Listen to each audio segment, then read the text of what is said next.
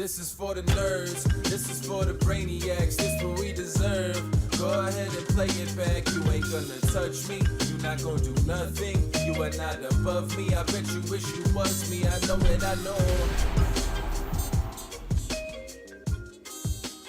What is poppin', everybody, and welcome back to another Only Friends podcast. And you know, I'm here with my only friends. We got the whole squad in the building. As always, the number 2 person that you see at the Only Friends podcast, Matt Berkey. You know, if I'm the number 2, Conrad, perhaps you can start paying the bills. No, you're the number 2 person that we see at the podcast. Yeah. So where's my ranking? Anyway, we got Lamana. We got... What up? I feel like this blanket is... You look good, cuz. I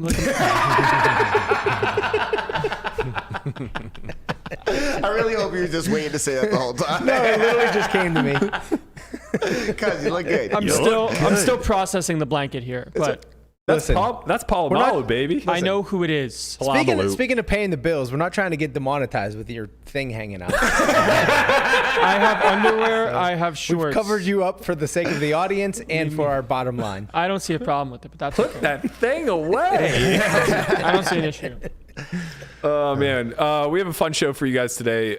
We are going to get to the bigger topic later, kind of speaking about the Liver King expose where, shocker, he's not natural. It's crazy. I would have never. I almost fell out of my chair when I saw that. Yeah, I thought that, you know, just waking up, walking barefoot, and lifting a few heavy things would have me looking all yoked out of my gourd. Yeah, I almost jumped out of my pants there. But here we are.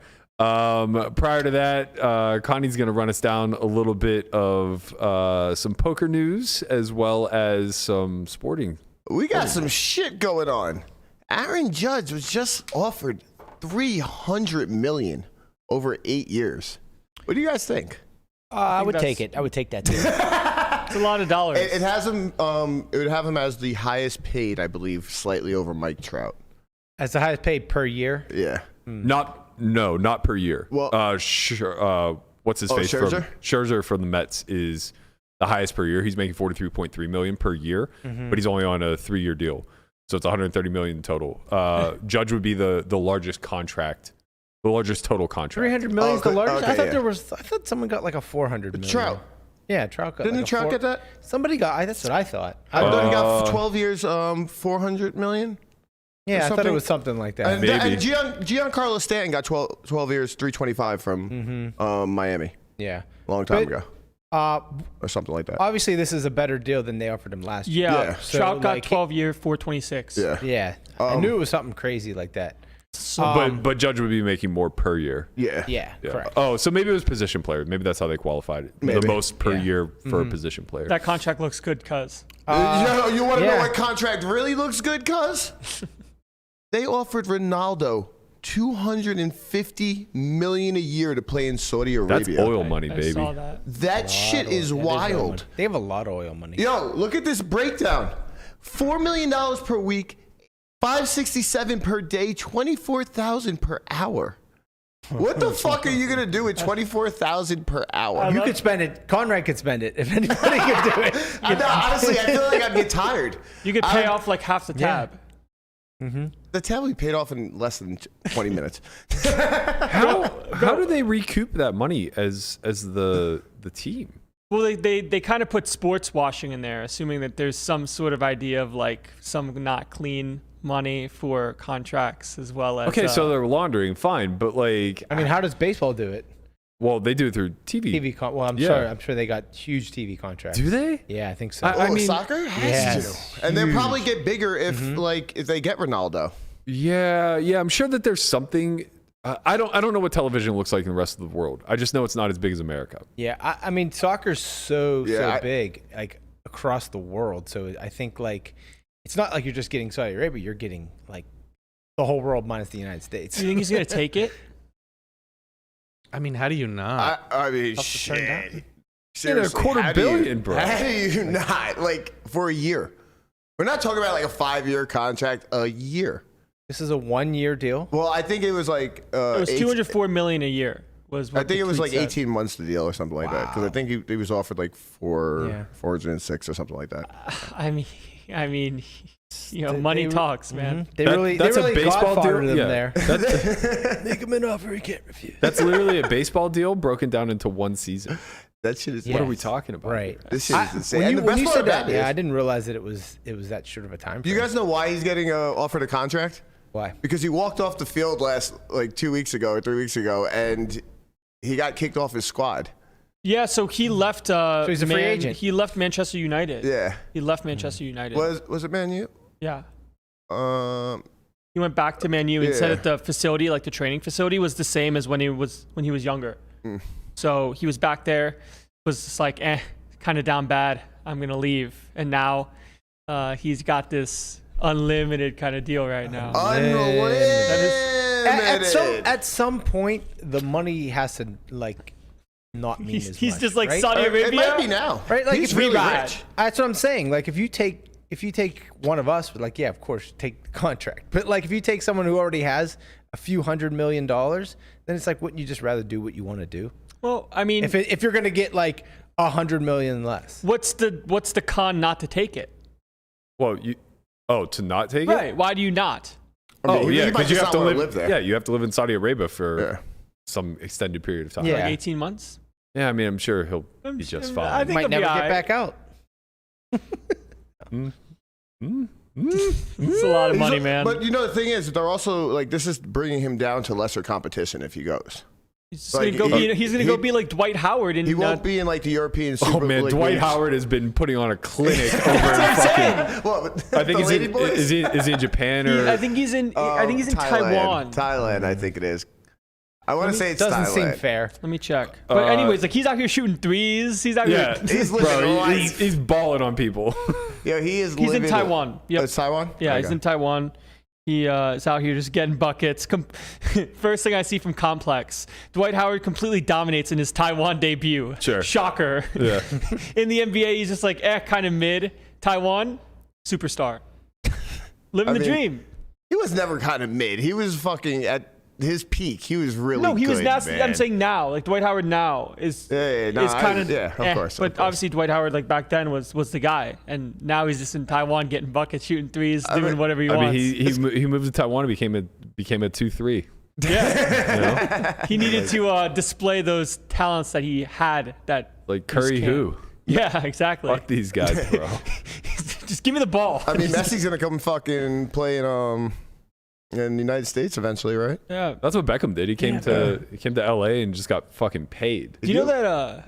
Well, Ibrahimovic did that. Yeah. Ibrahimovic came to the he also went to MLS. That name means nothing to me. Zlatan? You definitely know who he is. He's Swedish, the one. No way. The Swedish goat. Me either. Yeah, if you ever seen like a soccer clip of a forward like just being like an asshole, or just like fighting someone, this is the one. Zlatan's a legend. He's a legend. He's unlimited. It's true. You know that Messi's the first person in World Cup history to have 2 penalties saved against?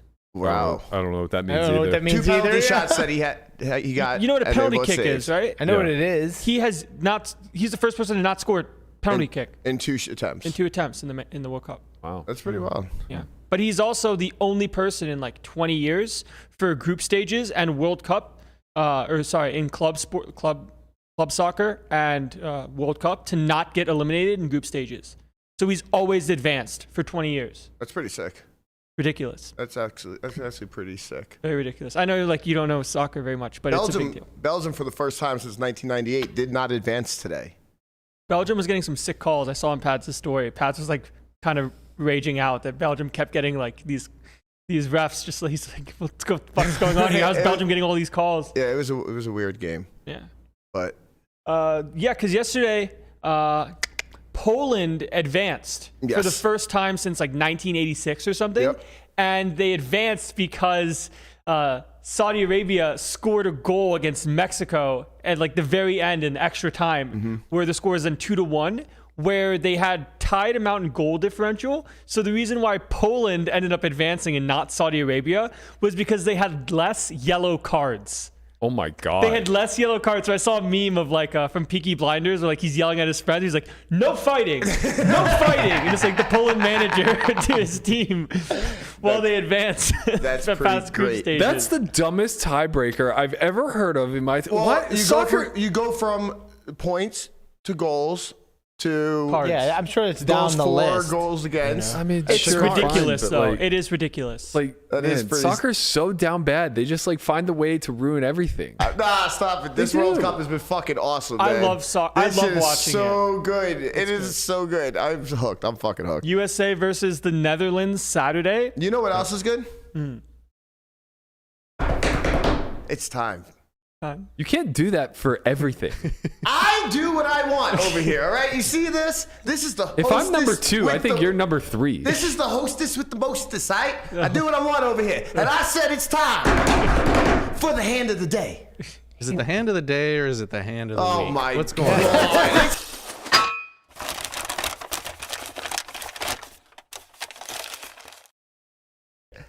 Who we got, Conrad? We got my boy Brian Lamana playing a hand with Andre the Whale. Andre the Giant. Andre the Giant Whale.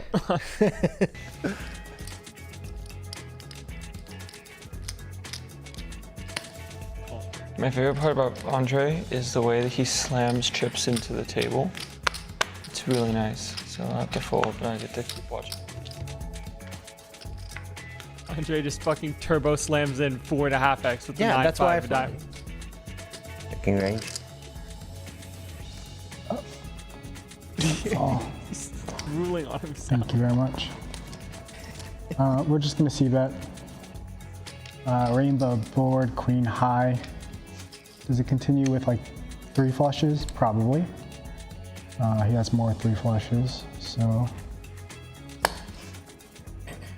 Obviously, he can have hands beat us, which is the sure continues here. High level analysis from myself. Good job, B. Thank you. Really picked it up from pre-flop. Definitely can lead here. I'm gonna go about half pot. It all makes sense in my brain. This is good. Yeah. Half pot's not great, All right, but what are you doing here, this Brian? lead is very good. Yeah. Thank you. Weird ass. Yes, it is. Leave it at that. Flatted Don't, the- get in the weeds. He flatted Remember, the don't- small blind, yeah. technically, Yeah. or the middle blind, whatever. He has a lot of queen X. So does Andre. I would have bet this But I one, have the best hand to be also. very clear. A lot. You know, if I was ahead pre-flop, I'm definitely ahead here. He's saying he has a queen here. I need him to prove it to me. So, prove it to me, Brian.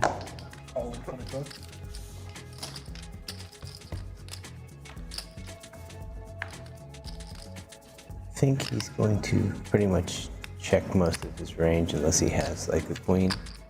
Don't think we can get him to bluff, but we could get him to call with more pairs, possibly 9. Spot on. I feel like there's a lot of wishful thinking Bluffs going that on. missed are like, and it you ended know, up working obviously out. Jack 10. I unblock that. Thanks, Landon. And I lose to 6s now, but I doubt he's doing this with 6s. I don't think a lot of 6s are in his range. He is a goddamn turtle. But, I don't know, Tortoise. Tortoise, feels get it so right, weird, so Andre. we just Jesus. call. It's annoying. It's annoying. You see, Andre, a turtle might have a bluff there, but a tortoise. That tortoise. A tortoise never has a bluff on the turn lead. Yeah, I'd be curious if I'd be curious to see what your bluffs are in that spot. Should be Jack 10. But I think the hand's played well. Thank you. But you. Landon doesn't like it. I'm just going to accept it. Guapo, can you mute Landon's mic? And let Berkey talk about how great I played that hand. The guy opened 9-5 suited from the cutoff. Like this greatly alters what the defense strategy is going to look like. He didn't just Yeah. open it. He turbo slammed the 4.5x. That's right. And that, I mean, I guess I should have said, like, I'm flatting here because of this huge open. Yeah, which makes a lot more sense. I guess we should edit you it back saying in. nothing Me was saying pretty nothing, right? hilarious. Sometimes you forget that, you know, you're doing poker out loud. Honestly, you're like the best trial run to demonstrate what it's like being a student It at the really Poker Out is. Loud It- Academy. Listen, try it, people. It is not easy. I mean, obviously, I'm That's like, not- I'm yeah. sitting there and I'm like, this, like, you watch these guys, when you watch the actual Poker Out Loud and you see them give this in-depth analysis, it's impressive because it's really hard when you're in that seat. Yeah, which is ironic because without the microphones and cameras playing, you still have to make these decisions. Right. So why is it so hard to put thought? Because sometimes you just do something instinctively, or you think about it, and you just do it, and it's just like for it to just come out and articulate it. It's just harder. I don't know. I think honestly, like you guys do it like almost naturally, but like. Well, because we actually think, and this isn't a slight against you, but No, you're right, Matt. But I think like 90% plus of decisions that are made at the poker table are defaulted to instinct. Yeah, And I'm looking forward to season 2 because I think I'll do much better. It's instinct as well as lack of There is a season 2. questions and answers internally. When it comes to the what am I trying to target, you can see what is in front of you, where it's like, okay, I'm trying to get called by a 9, but also at the same time, it's like, how many queen X's am I flatting from the small blind for a 4.5X? Am I flatting queen 10 off? Probably not. Am I flatting queen 10 suited? Right. Probably. So then is Andre opening with queen X's, like the ace queens, the king queens, the queen 10s? Yes. If he's opening with 9-5 of diamonds, then Obviously he's probably he's- going to have yeah. the queen 10 off, right? But we don't know that. Who knows what sizes he's going to choose? And then when it comes to thinking of turn leads, it makes sense to rep a queen. How much sense does it make to bet 10s and have the wishful thinking, hoping it's a 9? Because it's possible.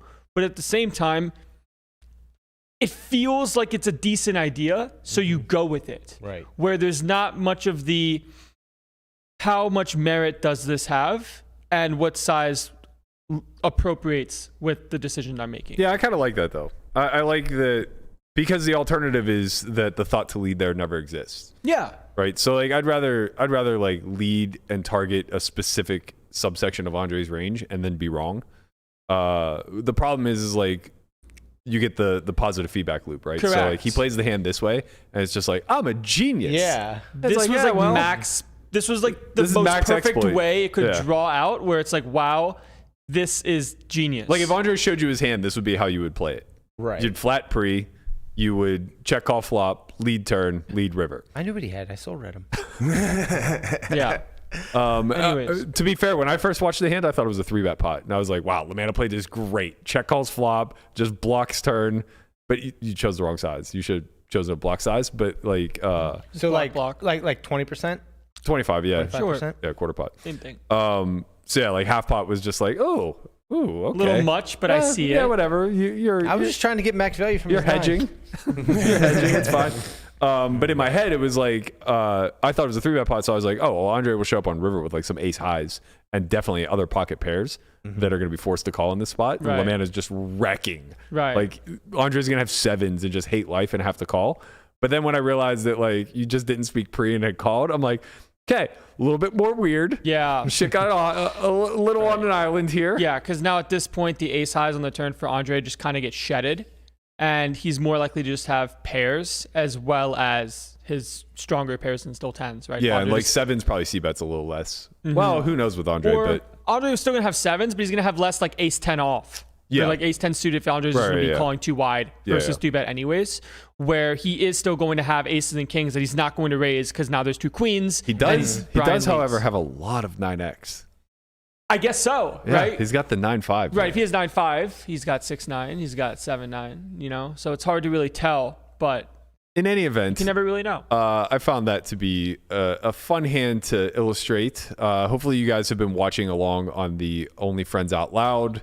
That was from episode 3, which was out yesterday at 4 p.m. We'll be putting out episode 4 today, where Landon calls me a big, dumb, bald idiot. Did I? Yeah, you did. Man, I love it. I'm gonna forward Guapo the thumbnail now if he wants to. We can have a spoiler clip. if he wants to show that. But today is the infamous nipple rub, and From the trailer. yeah, from the trailer, and that did not sit well with you, Landon. You weren't a fan of me having fun at your expense. It's just too much, man. When you're getting wrecked and you're trying to like play it off as this, oh man, I'm the whale, you know? You can't have it both ways. But yeah, you can. I was down 4K being the whale, and Don't I worry, you was still had enjoying like myself. 96,000 Yeah, it was a really good idea to go for the limp 3-bet overbet for 2x pot. I should have fucking jammed. Yeah, really good hand there. I should have jammed. You would have folded like a fucking tent. Yeah, right. I was a coward. That's my fault. I made a mistake. Wompity womp womp Anyone womp can womp. see. You know who doesn't make mistakes? You did say that I was going to have Aces. 9s full. You know who doesn't make mistakes? Conrad? No. Aces. Conrad makes a ton of... He fucking... what are you talking about? He put in a third of his stack pre as a 3-bet with aces. It was a fourth of my stack. I had like 1,500. You stink. You were playing so bad. I was like, man, he might just rip. He almost called. You know, I'm just trying to segue here, and you guys keep poo-pooing all over it. Do you know who doesn't make mistakes? Who? Andy Wilson. Attaboy. My man, Bowie effect, does what we expected him to do. He closed it out at 167 big blinds going into the final table. How the so fuck did he fucking lose? many. It's crazy because It's he so plays so many. much online, and Chip Leader never has 167. No, Chip no. Leader has like 50. And then on top of it, I literally watched 3 hands. He had kings, and then flop trips versus ace king. Did you guys didn't watch the heads up match? Mm-mm. No, I was. It went back and forth for a while. Really? Yeah, Josh K, like local Florida cash game player, plays these WPTs. Final tabled it last year. Yep. He was like down and out so many times, and then he came back, took the lead, and then like lost. Wait, it who got immediately. third? Chad. Good. So he's ahead of the Yeah. player of the He year. needed third or better. Yep. He did third or better. Yeah. He's a man that knows how to get the job done. My man Cuz needs to show up at the WPT championship. oh, Yo, this Show might up, be show out. This might be written in the stars. Wow. Oh my God, what an epic story it would be. Chad versus Cuz. Chad and Cuz both go deep in the WPT championship. Cuz edges him out to get the WPT Player of the Year award. Like you can't write this. You can't write it up, but you really want to see it. I wonder how close they are now. It has to be really close, right? Yeah, I would assume like it's probably close enough where like a cash versus non-cash Okay. would be enough. Maybe not though. It might require like a deeper run. I don't know how the point system works. Chad Somebody is out there let us know. Chad is so fucking good at tournaments, man. He's just been ripping every tournament for the past 2 years. Yeah. That's true. Yeah. I mean, fucking hell. Come on, Chad. Big uptick on ACR right before all that too. So even a little bit longer. Fucking animal, dude. Yeah, Crazy. just mashing. Man, I don't know it's so funny. The lighting is off on all the shots today, and we changed nothing. I think it's just like a little bit brighter outside. That's because I make the studio a little bit brighter. Right. I'm happy to be back, guys. Landon's shining Yeah, person. good I'm to happy have to you have back, you, Landon. Landon. I'm happy to be back. have I'm you. happy to have this blanket. Womp, womp. Have this blanket. As a little precursor to Andy ripping this off, he posted his graph. This I think it was during before? W. Are you supposed to lose after you post your graph like that? You would think, right? It's funny. You see cash game graphs like this. This is tournaments, right? Yeah. That's So, wild. real quick, for everyone that is listening, having a break-even red line in MTTs is fucking hard. It's really fucking hard. You're paying an ante every hand. Yeah. And he just has a break-even red line. And people were like short, so like winning without showdown is tough. Yeah. It's not an easy thing to do. No, it's very hard to have a graph that looks like that. Andy's a master, and Up and to the right. attaboy. We love to see it. Can you explain all these colors to people Sure. that don't So realize what they the are? red line is money won without showdown. So if you see bet and someone folds, if you win pre-flop and they fold, that will have your red line graph be what it is. The blue line is your showdown graph. So every time you see cards at the end of a hand, that will go to the blue line graph. The green is just the amount that you've won overall, or won or lost. And the yellow is the all-in adjusted. So if you have 60% versus 40% from an all-in pre, the yellow line will give you 60% of the pot. So that kind of shows that, yeah, he's running a little bit good. But he's also getting it in really Is he good. running good? His green line was above his yellow line. Yeah, the green line above yellow means that he's you're running good. If the green line is below yellow, it means you're running bad. Oh, I see. Right. So he's running good, but obviously still winning at a big blind clip of 10 bigs per 100, all in adjusted. So he's actually murdering everybody over 2,117 hands while winning when he sees the flop 50% of the time, which is very hard to do because a lot of the times multi-way spots occur. 2,117 tournaments. Yeah. Right? Okay. Yeah, Correct. you said hands. I was like, gotta be way more hands sorry. than that. I say hands. I said turn. Anyways, so check raise flop is that what is that 18%? I can't. Either way. Either way, he's check raising flop a double-digit amount of the time, which is really good because in theory, SHRPO plays a lot of check raises in some spots where you're supposed to have 30% check raise, and some spots where you're not supposed to check raise. And Andy's very fucking good at poker, and it's nice when someone really good wins a WPT. This is what Landon lives for. I live He's for like, he this. does is why everything just like the machine says to do, and then he has results. He's a just machine like it's man, supposed to you know? work. This is why he was molding during Only Friends Out Loud. He can't take like seeing the 4.5x opens and the flats. And Listen, Yeah. I can take it. I just don't respect it. That's it. fuck you. Yeah. How about Amen. that? I understand, man. Fuck you. Times two. We all. I'm min raising everything from here. He's never been in these I'm live 9X streaks, and man. everything. I've seen it. He doesn't respect it, but he ain't beating it either. I'm not beating it. Does the machine know how to adjust? I would love to bet you on that. Bro, hey, there's a whole fucking strip of cash games down there where they're 4.5xing every goddamn day. You want to start putting some hours in? I'll crossbook. You'll crossbook me playing live poker? Let's fucking go. Wow, this got spicy. Bro, come on. I have so much other things to do in my life. Don't worry. I won't crossbook you for life. I'll only crossbook you a very small sample. I'll crossbook Oh, so you. I can actually lose. Yes, I'll crossbook you like 25 hours. That's not a lot of time. I know it's not. At what stage? I know it's I don't care. You don't care. You don't want don't to give him care. time to adjust. You can play 1-3 for all I care. Wow. If you play 1-3, I'll crossbook you for 40 hours. Okay, we'll come up with some terms and we'll have weekly updates for the people. But I can squeeze in some time to go play live. I should make some free money anyways. Man, this is just me paying him to. You're literally paying me to do my job. Yeah, Yeah. To go experience pain. He's gonna come back and he's gonna say like how much he loves live poker. I And love live poker. All of a sudden we're gonna see Landon like flatting to go 4 ways and just like he's gonna get it. Honestly, this might be the best investment I ever make. I might lose like 5,000, but he'll stop fucking sending me hand histories where he just blasts off with 2-3 offsuit and says like, "What other bluff am I supposed to have, bro?" Listen, man, it's good. The machine liked it. Yeah. Yeah, the machine likes a lot of shit that doesn't machine fucking work versus people who only have the nuts. Eric Seidel also liked it when he had 3 jacks. So Oh, it was against Seidel? Mm-hmm. Oh, I didn't realize that. That makes it no better. Slightly. No, not at all. Not at all. He's supposed to lead on the ace X river, which I thought was supposed to happen. Yeah, but except when he's against a Giga Monkey who's just going to blast it off. I can't believe he didn't get the jam he was looking for. It's very interesting because nobody has bluffs there. Just in the test of time. Like, no one has bluffs, blind versus blind, limp check at 40 on ace jack facing one big blind. I'm sure Seidel looks at young Landon Tice and thinks to himself, like, this kid's never fucking bluffing river. I hope he doesn't jam. I really wanted to jam. I told the hand history chat, I'm like, I really wanted to jam for 1.6x pot, but no one, he's just not folding an ace. It's not practical. He's definitely not folding a jack either.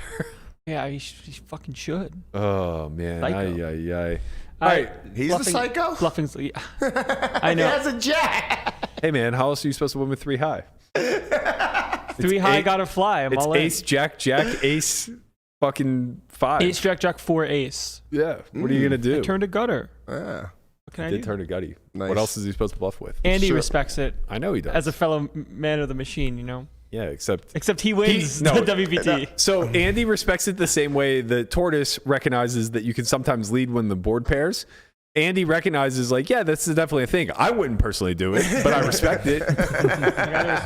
I'd rather win the WPT tournament rather than torch off 40 blinds here. But, you know, I respect you doing you, buddy. Yeah, it's almost like falling on your sword just to know that you know some things. Yeah, I've been there for sure. And you'll continue to be there. I will continue to be there. Speaking of knowing some things, let's talk a little bit about diet, nutrition, and performance. I've been waiting. How many episodes is this? Is it 175? I've also been. This is 175? Yeah, this is 175 episodes. You believe it? Wow, that means we're gonna get to the 200 episode by the end of the year. Yeah. It'll be very close. It'll be close. It depends if we do any extra ones. I think. So 176 will be tomorrow, and then we have 4 weeks in December, but also that Christmas week, the last week.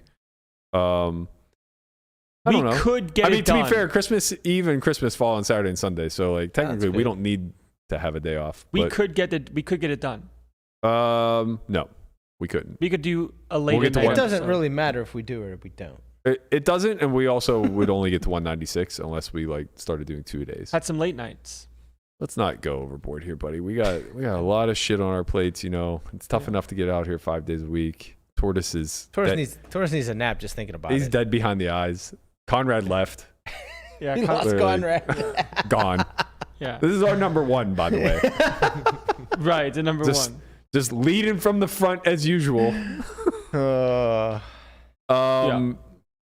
So in the world of diet, fitness, nutrition, influencers, a man has popped up on my radar over the last 12 months, and I'm sure you all have seen him at some point as well. We're talking about the one and only Liver King, because liver is king. Let's see a little bit of what this guy has to offer. More! More! More!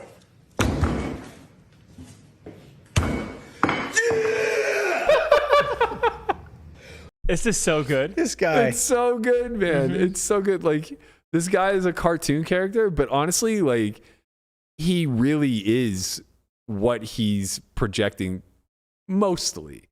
Like, he's a fucking monster. This is a shot of his workout that he does with his family. Primals need to know that the entire Liver King tribe sleeps like Liver King, eats like Liver King, and trains barbarian just like Liver King. Let's go.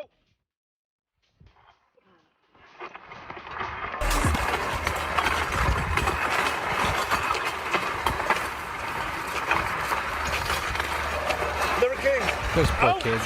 Those kettlebells that he's carrying are like the equivalent of roughly 95 pounds. I use them at our gym, or maybe they're like 90 pounds, something like that. And I do. So what he's doing there is a farmer walk with a sled pull. So I do them just straight farmer walk, and it's a grip strength forearm trap exercise, right? So like just to kind of build that that routine that he's doing is I can't remember how many miles the actual barbarian is, but it's like 1.5 times your body weight while carrying your body weight. So in the backpack, he has like either his body weight or like 1.5 times his body weight or something like that, while carrying your body weight in kettlebells and pulling a sled that's equivalent to like some amount of his body weight, like 1 or 2x his body weight, and he does it for miles. Miles?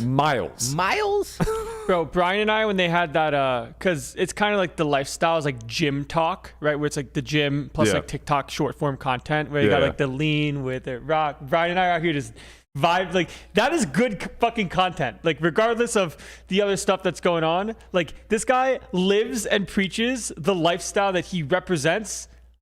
Almost. He's very close. He is very close. So the big thing that we didn't even show, let me see if I can actually, Guapo, can you find it on YouTube? Just search Liver King and look at his shorts on his page. This guy eats liver breakfast, fucking lunch, and dinner. Yeah. So to Landon's point, like, great content, right? Like, just such a genius marketing plan. And the reason for all of this is that he owns multiple companies. Yeah, go ahead, Guapo, if you got something. Look at that. Pretty sure I don't want to get a strike either, so let's not go too heavy on this. Well, that's why I said to use shorts. But it's okay. I mean, that was enough, right? Look at the production. Yeah. So it's insane. So basically, this guy eats like head to toe, which means that basically he like farms his own animals. He kills them. He ethically kills them. He eats nose to tail. So all the bones, all the organs, everything, right? And he has liver literally with every fucking meal. So, this primal way of living that he preaches, it is, intelligent in one regard, but it's also a byproduct of the companies that he owns. So he owns Ancestral Tenants or something like that, which then branched out into a bunch of supplement companies, and he sells like liver supplements and bone marrow supplements and all these things that you can get for micronutrients, right? So all of this was born out of his vision of creating this character, which began roughly August of 2021. And that's what we're going to get into today, is a little bit of the backstory of like how Liver King came to prominence. He's only been here around for a year? Bro, he had 0 followers on Instagram, in August of 2021. Get or the sorry, fuck out of here. in March of 2021. And in this email that he sent to his trainer, he said, I have a full production team that I just hired to go full out on this marketing campaign. We want a goal of 1 million followers by March of 2022. He hit it in like half the time. Yeah. Get the fuck out of here. 0 to 1 million. Yeah, he's Nigga, paid real infinite. quick. Yeah, paid infinite on marketing and all of that stuff. And I mean, obviously made the most of it and is a very real cartoon. You know? Yeah, he's a real life cartoon. He is a real life cartoon, but there are aspects of this that I think are, you know, it's tough to be a charlatan or a snake oil salesman if there's no foundation in value that you're offering, right? And his mantra, these 9 tenets, these 9 ancestral tenets that he preaches, are actually like pretty fucking valuable. So it's sleep, eat, move, shield, connect, cold, sun, struggle, bond. And to break these down simply, it's get good sleep, eat high nutritious food, move daily. Shield, I believe, is in reference to like protecting yourself. I was imagine. the one I didn't understand. Protecting family, maybe? I would assume so, because this all comes back to tribalism. Yeah. But again, like I'm sure it's explained somewhere. I just didn't dig deep enough. Connect is obviously like connecting community, relationships, things of that nature. Cold is cold exposure, which we know that there's a ton of science on this and the anti-inflammatory properties on it. Sun, kind of the same thing. You know, too much UV exposure obviously leads to skin cancer for us white folk with poor melatonin and whatnot. But in general, like we are people of the sun. Like it's necessary for development. Vitamin D deficiencies are real. Yeah. Everybody should be supplementing it if you're not. I take getting vitamin D every day. Yeah, if you're not getting high sun exposure, or you know, you don't get vitamin D in any other way, like you should be supplementing it for sure. Michelle, who's a nurse, she said that like literally everybody that comes in, every one of her patients is vitamin D deficient. Like, literally everyone. Yeah. Yeah, unless they're taking supplements. Yeah, I've been supplementing for 10 years. Yeah. I think I take. It's like you just can't get enough from the sun. It's like 1,000 or you're just not in the sun. No, 5,000 IU. 5,000 With the lifestyle that we live. I started when I was deficient. I was like 50% deficient when I first started. So I started on 10,000 IU, and then I swapped it out for 5K once I was able to maintain a baseline. Okay. But I also do try to wake up and get sunlight for the first 90 minutes. Like Huberman talks about this a lot. There are just a lot of positive benefits to the way our brains are wired, the way our cognition works in being exposed to sunlight immediately after waking up. Like it's the idea of like rising with the sun, you know, it aligns with your circadian rhythm. Circadian, yes. Yeah. The last two are struggle and bond, right? So bond kind of relates to connect, I guess maybe just on a deeper level, but struggle is the one that I kind of want to put a small emphasis on, because I think that's what you saw a little bit in that training. And he talks a little bit about it in this other interview that we have queued up. The world's really hurting. And there's these modern day conditions that don't exist in modern day primitive culture tribes. The 6 tribes that I've gone and visited with, I've tried to assess and figure out, is there depression? Is there anxiety? Is there infertility? Are there autoimmune conditions in these tribes?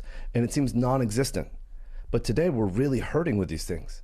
And so I think that we have missed something. I think we have missed. And I think that we need to hold each other accountable to a higher standard. I say one way or another, you're gonna suffer. You can actively suffer and put in the work to grow and to get better, or you can passively suffer. Most people are suffering with something passively, and their life could be so much better. The world's where I always say that I hate the idea of like self-help gurus and this whole idea of being an influencer in this way, but I follow a lot of them and I enjoy a lot of their messages. Liver King being one, E.T. the hip hop preacher being another one, Jason Wilson being another one. I think all of them have underlying really strong messaging that is rooted in a lot of deficiencies that we see. So when he talks about this struggle mindset and how he refers to it as the manicured male kind of falls short because he's not asked to do the things that he was asked to do when the tribes were kind of in survival mode eons ago, right? we have everything at our fingertips now. Technology has like really made the world quite easy to all of us. And the problem is our hardwiring hasn't quite caught up. So I do kind of relate to this notion of a lack of purpose, a lack of understanding of the world around you, and all these things whenever you're not motivated to do something. Like I look back at my college years where I had a singular focus on being the best athlete that I could possibly be, and putting all my time, energy, and effort into that. And that went around sleep, food, diet, time in the gym, training, like everything, right? I had the singular mindset, and it spilled out into effectively like what these 9 tenets are. It's very fulfilling. Yeah, and yes, you feel like you have a purpose. You feel like you're driving towards something. It's process oriented rather than goal oriented, right? Mm-hmm. It's difficult to lose that in adulthood once you get trapped in the rat race, because it becomes so goal focused on right, having just collecting dollars. You need to you need to provide for family. So things are more important than just you. Yeah, a lot of people just get trapped in the lower third of the hierarchy of needs, right? They just can't really escape the need for food, clothing, shelter, the need to protect themselves and their loved ones and whatnot. And it's a bit of a trap. So he's selling this ideology that this is escapable. And it's escapable through a little bit of mindfulness and a little bit of hard work. And I do believe deep down that's true. Like you can look at anybody who has any level of success, long-standing success in their specific careers, whether you're talking about Sam Harris as a neuroscientist, Huberman as I think he does neuroscience also, actually, but these guys are like huge influencers also whenever you're talking about like Sam Harris a little bit more on the mindfulness space, I guess. Huberman a lot more on the fitness and nutrition science. These guys aren't charlatans. They're not selling anything, right? They're just very intelligent people who are successful at what they've had a passion in and want to provide information to the public. And they want to push that info on. And if you look, like the messages are pretty consistent, right? It aligns with what Liver King's talking about. Now the difference is this guy looks like a goddamn Neanderthal. Yeah, I mean, right? Neanderthals had more body fat on them than that. Maybe I don't know, but like he is yoked. Dude, this guy is just walking around like it's easy. Yeah. And the thing is that you could grab a handful of his abs. Yeah, which is just like that. You shouldn't be able to do that. Like he doesn't. Like everyone knows, like when you're in the gym culture, when it comes to like taking pictures post pump, having good lighting, this guy doesn't need anything. No. He literally just like walks at 8 to 10%, 365. Even 8 is high, right? He could. No, I know. No. I mean, like he's. If you see stage ready bodybuilders, he's like where you would be like 4 to 6 weeks out. Right. Very a little slightly removed, but he's got some more water weight. I mean, the thing is with like bodybuilders, like when they are stage ready, they're actually sickly. Right. They're like at a dangerous level. 5%, right? Because I've seen guys as low as like 3 and 4. Right. There's just no water, so you could just see all the definition everywhere. They're super dehydrated. I mean, they're literally at a point where they're not healthy. Their training regimen goes like down so far they're only able to do like a percentage of. This guy's out here fucking moving mountains. This guy's moving. He's moving himself over the mountains. Right. Yeah. He's strapping a mountain to his back and fucking carrying it for a marathon. Yeah. It's wild. So I think that like I wanted to frame all that out because I do think that there's a bigger conversation to have after we kind of talk about how he was exposed. And that regards, or that kind of speaks to the purpose of diet and nutrition and fitness as it pertains to longevity, as it pertains to performance, as it pertains to aesthetics. Because these are 3 very, very, very different goals with quite similar processes. Right? The difference is that depending on what your final goal is, your process is going to be altered accordingly, right? Your training is different. Yeah. Well, more specifically, there are a lot more shortcuts to take if you're training for aesthetics than if you're training for longevity. Shortcuts being... Yeah, we're going to talk about that. So is it all facade, right? Like if you live these 9 tenets, if you eat liver for breakfast, lunch, and dinner, because liver, as we know, is king, do you look like this man? Kinda. The short answer is no. Right? The short answer is no. Like everything that he's preaching speaks to the process of building up longevity, and to some degree building up performance. Though I would make an argument that he's not optimizing for performance in a lot of the ways that are necessary, right? Agreed. So when you are solely focused on performance, the way you fuel your body will not consider aesthetics. Okay, performance being hitting PRs. Depends. It depends on what your process / goal is. Like, yes, if your only goal is to lift, but if your goal is to be a marathon runner, then no. Okay. Right? So now Okay. it's your marathon So times, right? you're training for the subsection of what you want to be good at. Generally, like when we talk about performance in a general sense, it should be qualified by what the thing is that you're trying to perform Right. at. What are you performing for? I do think that there's an element of training for performance for so-called life. But the thing is, when you do that, it's still going to cascade itself into The other areas too. into some specificity, right? So it's like I'd like to think that I train for life, but the reality is that I largely train for sport, right? Sport being to play pickleball? Well, not just specifically pickleball, but it's like sport in general, right? Like I train for agility, I train for power, I train for explosion, I train for like movements that I've been doing my entire life. And then I add the layer of longevity to that, right? So it's like the reason I go to Rob is to keep my movement patterns in check, to ensure that I stay healthy, to lengthen my ability to perform. Okay, you're Right. not trying to hit like max PRs. Not necessarily. Right, and that would be life oriented as you're Right. trying to play things, is running around PRs? personal records. So like he's trying to lift as much as he possibly can before And there are with times one rep, there are right. times for that as well too, right? So it's like I'm cycling the way that I eat, the way that I train. So whenever I'm in a clean bulk and I'm trying to actually gain muscle, gain strength, build mass, then yeah, I am going to be training a lot more for personal PRs. Right. So my performance is going to kind of shift a bit, right? Right, but you don't want to be like Hafthor, the guy that just like lifts everything in sight, where he's like very clearly, visibly just strong. I don't want to be as big as him. Right. Like aesthetically, performance-wise, or longevity-wise, he's not the embodiment of what I would like to ultimately achieve. Can he scratch his back? No shot. No shot. Honestly, like his taper is unheard of, man. His taper's To be ridiculous. as like the amount of volume and density that his body possesses, while still maintaining that level of leanness, is just insane. I would like to see him do yoga. Honestly, if he were limber, I wouldn't be shocked. You think? Because there's a lot of Yeah. mobility stuff too that Yeah, he's exactly. not sure Yeah, he's doing. maybe. But but like when he asks if he can scratch his back, well, there's just a certain element when your lats get that big. Yeah. There's nowhere. He has wings. Yeah. Right. There's a funny video I saw of like this guy who's just a monster who has like a 30-inch waist and probably like a 60-inch back. And this little chubby guy at the gym walks up behind him and sticks a paper on his back. I saw it the other day. And he's sitting there going like this. And he can't reach it. It's fucking hilarious. I actually saw amazing. that. It's not even a bodybuilder, but like this kid put a phone on his dad's back, and as he was sleeping on the couch, and then he starts calling him, and the fucking phone just starts going off, and he can't find it. And he's just going like this, and it was fucking great. Yeah. Yeah, it's like when you put your arms straight down, they just like stick out like this. Right. Yeah. He goes That's why gym. you see when people we like, call them walk carrying and- suitcases. Yeah. Yeah. Can't get through. There it is. Yeah, Right, there yeah. it is. That's unreal.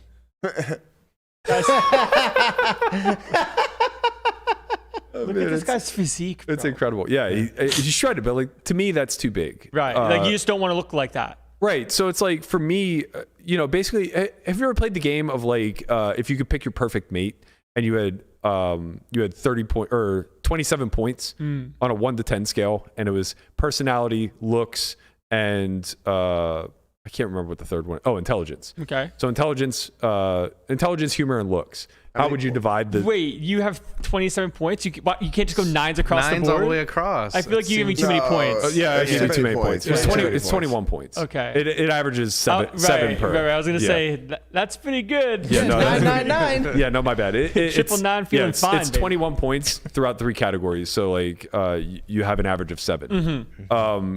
I see this very similarly. Like the process that I curate, the training that I dive into, basically you have to make decisions. You have to make conscious decisions between longevity, aesthetics, and performance. Right. and you have to prioritize. And it's like, it's very clear for him, aesthetics is a 10. And then For Liver King. Yeah. Yeah. And then longevity is probably, I would say, next, right? Like he might be allocating like 8 points to longevity because he is eating organ meat with every meal, and his diet is clean as fuck. So then he only in this theoretical game has 3 points for performance, but this guy's out here moving himself over. Well, he's strong. Yeah. But like, put him in an athletic arena. Like, perform for what? Right. In the If it's not sense of a picking up deadlift. if it's not picking up a car, perform for what? We're also seeing very short clips of what he's doing. Correct. I wonder if he can wipe his own ass. Short answer is yes. Okay. The short answer. What's the long answer? Yeah, like that he uses like some fucking device. He just has a good day. It's that he can, but he doesn't. Okay. That's the longer form answer. That is the longer answer. That makes sense when it comes to performance, aesthetics, and longevity. Yeah. So like for me, I'm probably like an 8 for longevity, and then a 7 for performance and a 6 for aesthetics. Okay. Yeah. And honestly, the performance and aesthetics probably flip flop year by year. Yeah, because I know for me, I would like to be like 10 aesthetics from a natural standpoint, and then performance less important, and on longevity. Well, but that's the thing. The natural is the qualifier. It's why you can't be a 10. Right. You can't be an inherent 10. You can be like a natural 10, right? But you aesthetically, I can never look like that naturally. Correct. Right. It's just not feasible. Correct. You nor anybody else in this fucking world. Correct. I mean, there are some people with some sick genetics, but yeah. Yeah. And I've always carried your mindset. Like to me, the problem set is always like, I want to get to be as aesthetically pleasing as I humanly can, without doing this. Without taking PEDs, yeah. Yeah. Well, to some degree. I mean, as you age, certain things are just, they become a lot more of a necessity. Like healthier, like unhealthy. Yeah. So I'll talk about that because I think that plays a lot more into longevity than it does to aesthetics, but aesthetics are a nice byproduct. Yeah, you take some HRT. When are you going to get on HRT? Not anytime soon. I actually just looked at my blood work. My testosterone is like 790. Okay. So that's pretty good. Yeah, it's very good. I have no use. Well, it's not high. Liver Kings is like 1,600. 800 at 40 years old is high, Matt. Oh yeah. Well, yes. Okay. It's high compared to the average of my age, but it's not a high testosterone level. Yeah, like you don't need it. It could be double, and I could be healthy. Because I think at 40 years old, average is like somewhere in your 5-ish. fives. Yeah. You're a high T. You're just a high T male. When you peak, so men peak at around 27, and peak testosterone is usually somewhere between like 700 and 1,000.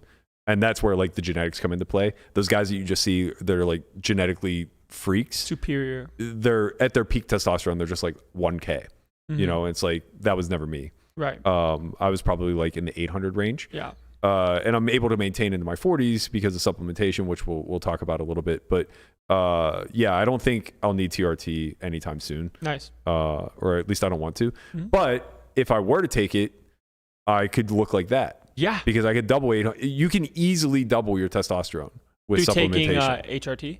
Or TRT? Well, so HRT is too general. HRT is hormone replacement therapy. Okay. Which is very general, right? And that's what we're about to talk about with Liver King because it truly is an HRT stack. Like he does everything. Okay. TRT is testosterone replacement therapy. Right. It's specific. It's specific to anabolics. Got it. So I just want to give a quick overview of like what he was doing and kind of give you guys the dummies guide to PEDs, to performance and all this other stuff. But I want to get a few terms out of the way because they're just going to continually reoccur and it's impossible not to. Oh, actually, sorry, before I do that, I should intro like how all this came to be. We glossed right over it. But oh, you're right. I referenced a bunch of things that you guys aren't even privy to as the audience yet. But there's a channel on YouTube called More Plates, More Dates. No, well, I mean, you're kind of right. The opposite, right? Yeah. No plates, no dates. I could do no plates. I got no dates. I can do more plates, no dates might be the meme account to More Plates, More Dates. Right. He just has his second podcast and YouTube channel. Yeah. It's just these wiry, skinny dudes. Like, I haven't picked up shit. Yeah. So More Plates, More Dates is Derek. I can't recall his last name, but he's just Derek. Yeah. He is he's well renowned in the space. He openly admits to using PEDs in a, I don't think ethical is the right way, but in a mindful way.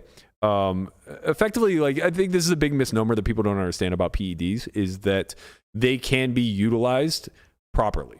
right? And they are constantly by everyday society. They're just not considered PEDs to them. So like there are men in their 50s and beyond that have been on TRT or testosterone replacement therapy for decades. Human growth hormone too. Yeah, HGH as well. So the big thing with TRT that you need to understand is it's just a steroid. It's an anabolic steroid, right? It's testosterone replacement therapy, but it is literally an anabolic steroid that's just prescribed. So are all steroids anabolic steroids? No. So Okay, so what's the difference? Yeah. the difference between anabolic and not is it's major actually. So Right. the general definition of steroid, it's funny, I looked this up because I wasn't entirely sure, and I didn't write it down because I didn't think we were going to talk about the general definition. But basically, without being too clinical, the major separator between like anabolic and non is that non is anti-inflammatory. So think about a cortisone shot. Okay, yeah. That's a non anabolic steroid. Another would be like prednisone. Yeah. Okay. So if you need, Which I take some prednisone when I get the gout. right, right. So gout is Yeah. a buildup of uric acid, which leads to inflammation and Right. tons of pain. Yes. So Very the much way so. the way to alleviate that is prednisone. Do you take a shot or do you take oral? I've gotten a shot when it was like really bad. Yeah. But It's just usually faster take acting. a pill. Yeah. Yeah, Yeah. exactly. Well, anabolic steroids are very much the same. So you can, traditionally, I think people think that they're shoving horse needles in their ass, but that doesn't have to be the case. Right. But you can. Right. You can, but there's also oral ones. So basically, the definition of steroid is we're going to use it is the anabolic one. And this is just a synthetic steroid hormone that resembles testosterone in promoting the growth of muscle. Okay, so this is specifically for muscle growth. Correct. So what it does is it upregulates your testosterone production, increases it greatly, which then has an anabolic effect in the body, which basically promotes, I hate this fucking word, hypertrophy. Hypertrophy. Yes, exactly. I have to say it is two separate words. Hypertrophy. You just want to win something. That was great. Hypertrophy. Hypertrophy. There you Correct. go. Thank you. Look at me. So Look at you. hypertrophy. I learned that from Tony Horton. I learned it from watching you. Hypertrophy is effectively cells growing or the promotion of growth within the cells, which allows then for the overall tissue to grow as well, right? So with muscle, it's the promotion of growth within your muscle while you're under stress. So that's why we lift heavy things, right? It leads to hypertrophy. Steroids just upregulate that times a million, basically, right? It primes the body with all the hormones necessary and then allows you to take on undue stress and basically build very quickly. So it promotes growth. I want to talk about like the pros and cons really quickly, I guess, of anabolics. For what it's worth, to be clear, I'm no expert on this. I've never done anabolic steroids, and I just like am very fascinated by the science. And this is all my own research. So I'm going to get a lot of things wrong. I'm only giving a cursory overlook of this too. So it's like, I'm not digging deep into the science. So like, I'm sure there are going to be a ton of gotcha moments where it's like, oh, you don't fully understand. It's like, well, I'm not going to get into this. None like, of this is financial advice. Yeah. This is literally not PED advice. Right. This is literally like the Dummies guide. Like for Brian, who's never looked this up, I want him to be able to walk away and say like, okay, I have a somewhat understanding of like what's going on here. Right. Let me ask you one question. Go ahead. Was Schwarzenegger ever taking any of this? Oh yeah. Oh yeah. He used to talk about how him and his buddies would inject, go in the woods for 6 hours with 3 bottles of wine and just get drunk while lifting weights all day long. That sounds like a nice Sick puppy. They would just like do pull-ups on trees and sling back some wine and like, pop a little D-bolt in the ass and call it a day. out here chopping wood. Just Wild shit. Yeah, I mean, when it comes to like Mr. Olympia and stuff like that, I don't know if it's changed, but in the past, it was never thought that you were clean. Right. Yeah. Yeah. Schwarzenegger was a very active open user, I think. Yeah. And I honestly like. It's unfortunate that he was around in the time frame that he was, because now I think he could be a good advocate for like why all this stuff isn't as bad as we think. Like, I don't know if you guys remember, but in schools we were warned heavily against. The narrative was anabolic steroids are bad for you. It was the equivalent of heroin. Right, they're drugs. Really? Oh, Don't- God, yeah. Do not do drugs, and drugs consist of marijuana, heroin, cocaine, and steroids. Yeah, the problem is All that just it was lumped easier. together. It was easier to just lump all that stuff together and say don't do it than it was to educate people on the science. Exactly. Because, like I'm giving you guys a cursory overlook, and I'm trying to be as untechnical as possible, and it's hard. Like this took me decades of study and research, and I don't even have a degree in this stuff. So it's like, and you said you how don't much, even understand it fully. No, not even close. Like I'm looking stuff up all the time. Imagine how much deeper this goes for people like that have like full blown masters and PhDs in this shit. Yeah, it's the same thing as like any field, right? Like poker is obviously like it's a very small field with a lot of science and things involved that it's very easy to just chalk it up and say, oh, don't gamble. Way easier to just say stay away. Yeah. Yep. Honestly, you're absolutely right. So, but maybe you should. But because there are downsides, right? So it's not like there aren't side effects. It should be very much understood that there are negative effects to utilizing these hormone therapy. Especially if it's not done in a mindful way. So I think we think a lot about the bros at the gym who are just popping and shooting. Right. And they don't know what the fuck they're doing because they're probably doing less research than I am and not in a scientific way. And it is very easy to abuse. Yes. Well, it's also and we're going to talk about that too, but it's very easy to just like have hearsay get spread around. You see a guy like Liver King at the gym who's yoked out of his mind and says like, here's my stack, just replicate it. And you do. And yeah, you might get his results, but you forget about the fact that now you have an enlarged heart, you're privy to hypertension, and all of these like longevity or long-term effects that actually might crush you, right? Right. It's just a matter of being informed to make the decision to say, okay, now I do want to take these or I don't because of these things. Right. And that's a personal choice. Yeah. Man, I queued this up twice and I keep forgetting. Can you please play the more plates, more dates segment real quick? Sure. Leaked emails, blood test results, and a full steroid cycle breakdown. That's what we're going to be getting into in this video, and it is shocking to say the least. Before we do though, it only feels fitting to go back to the beginning because this very much feels like a story that has come full circle for us on this channel and do it the justice it deserves by fleshing it out from inception.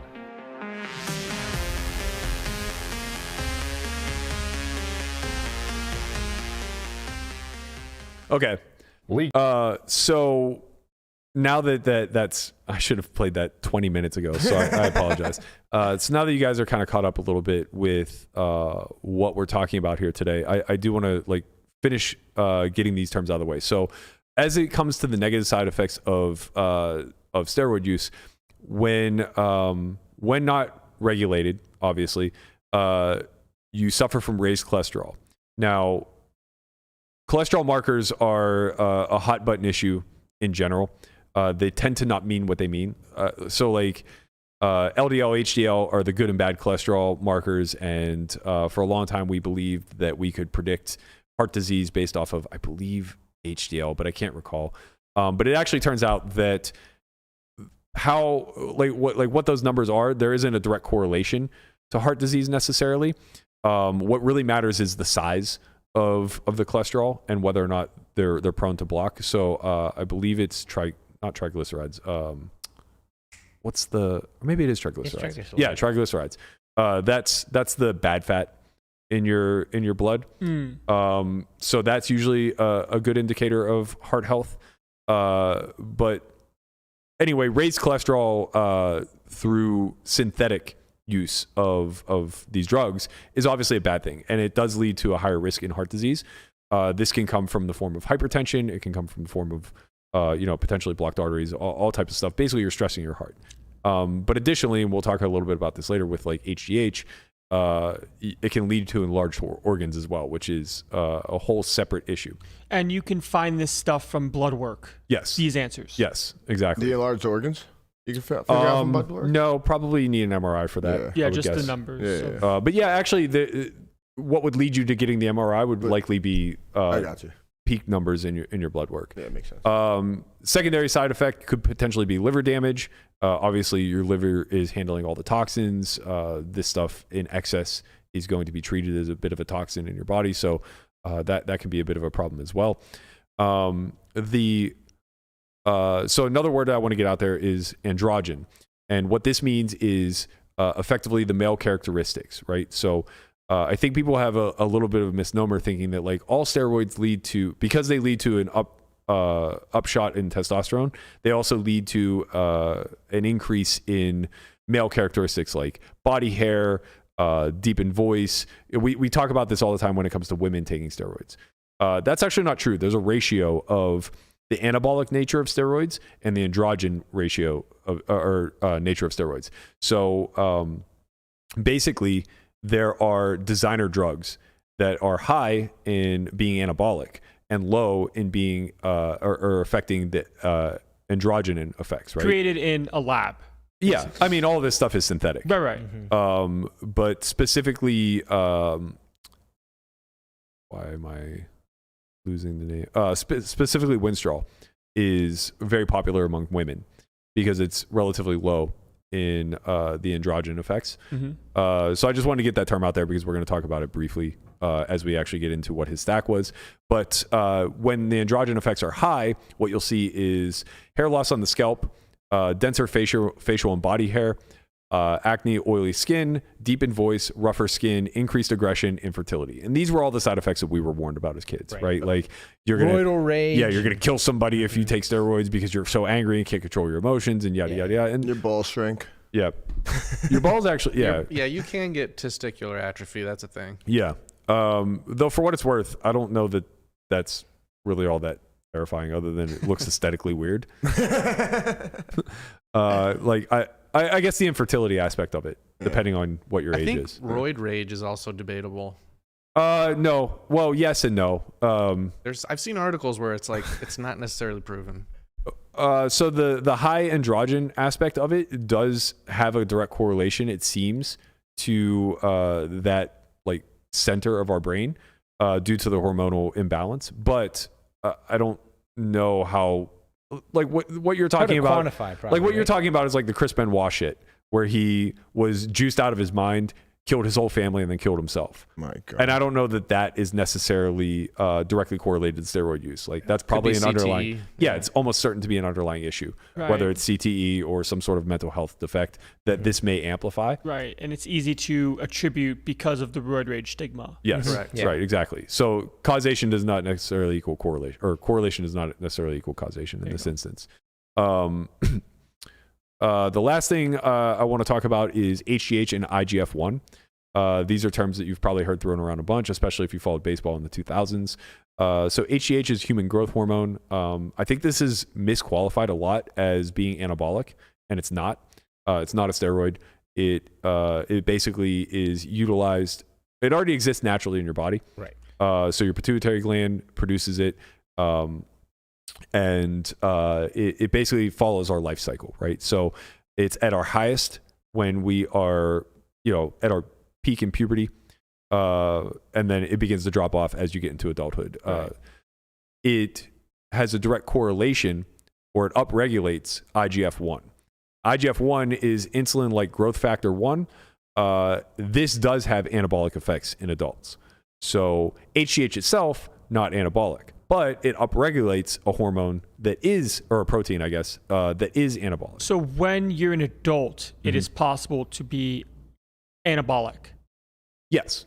But as a kid, it's not. Correct. As a kid, IGF-1 actually just upregulates all of your growth. It just enhances your growth. Right. So, for instance, Brian, you took HGH when you were 10-ish or whatever. My brother did too. It's because you were deficient. Right. I was actually deficient in the human growth hormone itself. Yeah. Right. So I had to take a supplement essentially. Right. But as a byproduct, you were also going to be deficient then in IGF-1, which meant that like you were prone to not develop. Right. Right. So human growth, or HGH, outside of having a correlation to IGF-1, will also have a correlation to cells and organs. Right. So basically, HGH in and of itself stimulates tissue growth, cell reproduction, and regeneration. Right. So as a kid, if you're deficient in HGH, then you're going to have a problem with your skin. You're going to have a problem with your hair. You're going to have a problem with all of these things that are in developmental stages, your organs, your brain, whatever. Right. But as a secondary byproduct, you're also going to have a problem with your actual physical growth. And that's what IGF-1 had an impact in. And that's why you saw yourself get so shredded, right? Because when you have that upregulation of IGF-1, which is promoting 10-year-old kid running around with a six-pack. So so it wasn't anabolic in you, but it was promoting so HGH has hypertrophy. HGH has IGF-1 in it? No.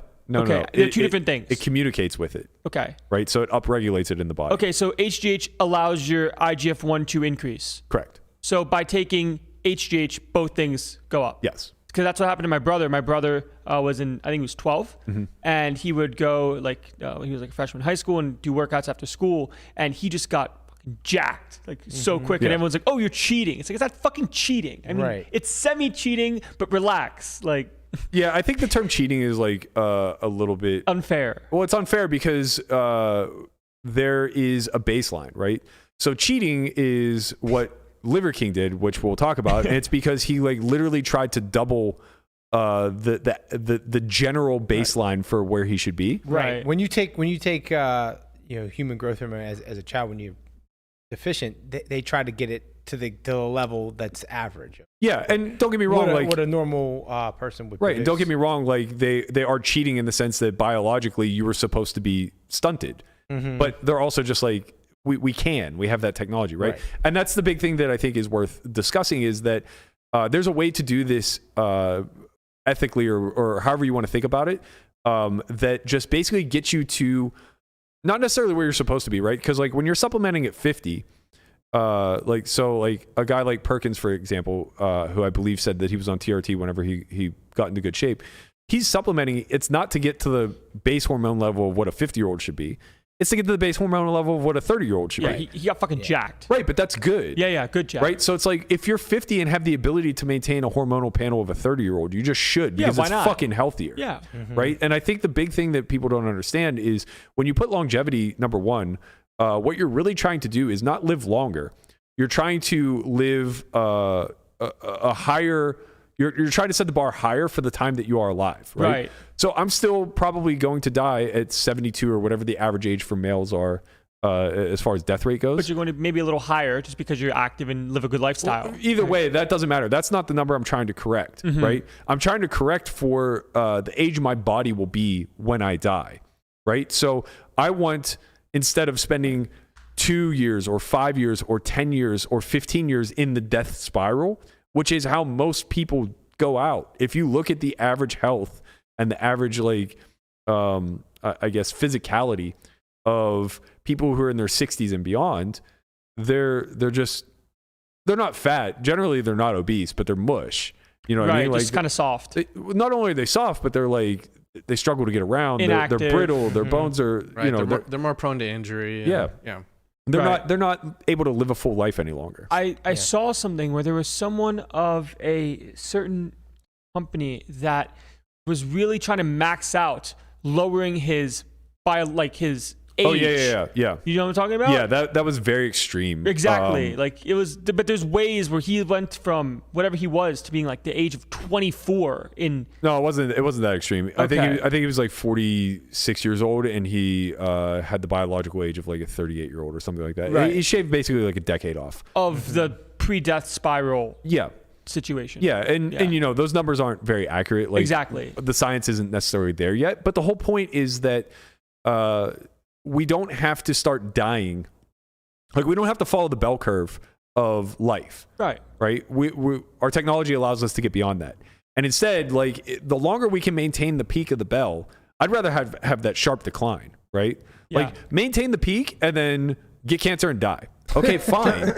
Right? I see what you're saying. I mean, I know it sounds dark, but it's like, live the life that you want to live while you can. Yeah, I would much rather be like 65. Like, Perkins Instead it's like slowly getting worse. Why decline? And worse. Yeah, why go through the slow decline Blaze if you of don't glory, have baby. to, right? Like, when people say live fast, die young, I think that they have in their mind that they have control over the dying young part, but they don't. And what ends up happening is you put your body through like so much abuse that you truly do die young, in the sense that was the last point that you were going to be able to live life to its fullest. And now you have decades upon decades upon decades of just like suffering in this body that doesn't want to cooperate.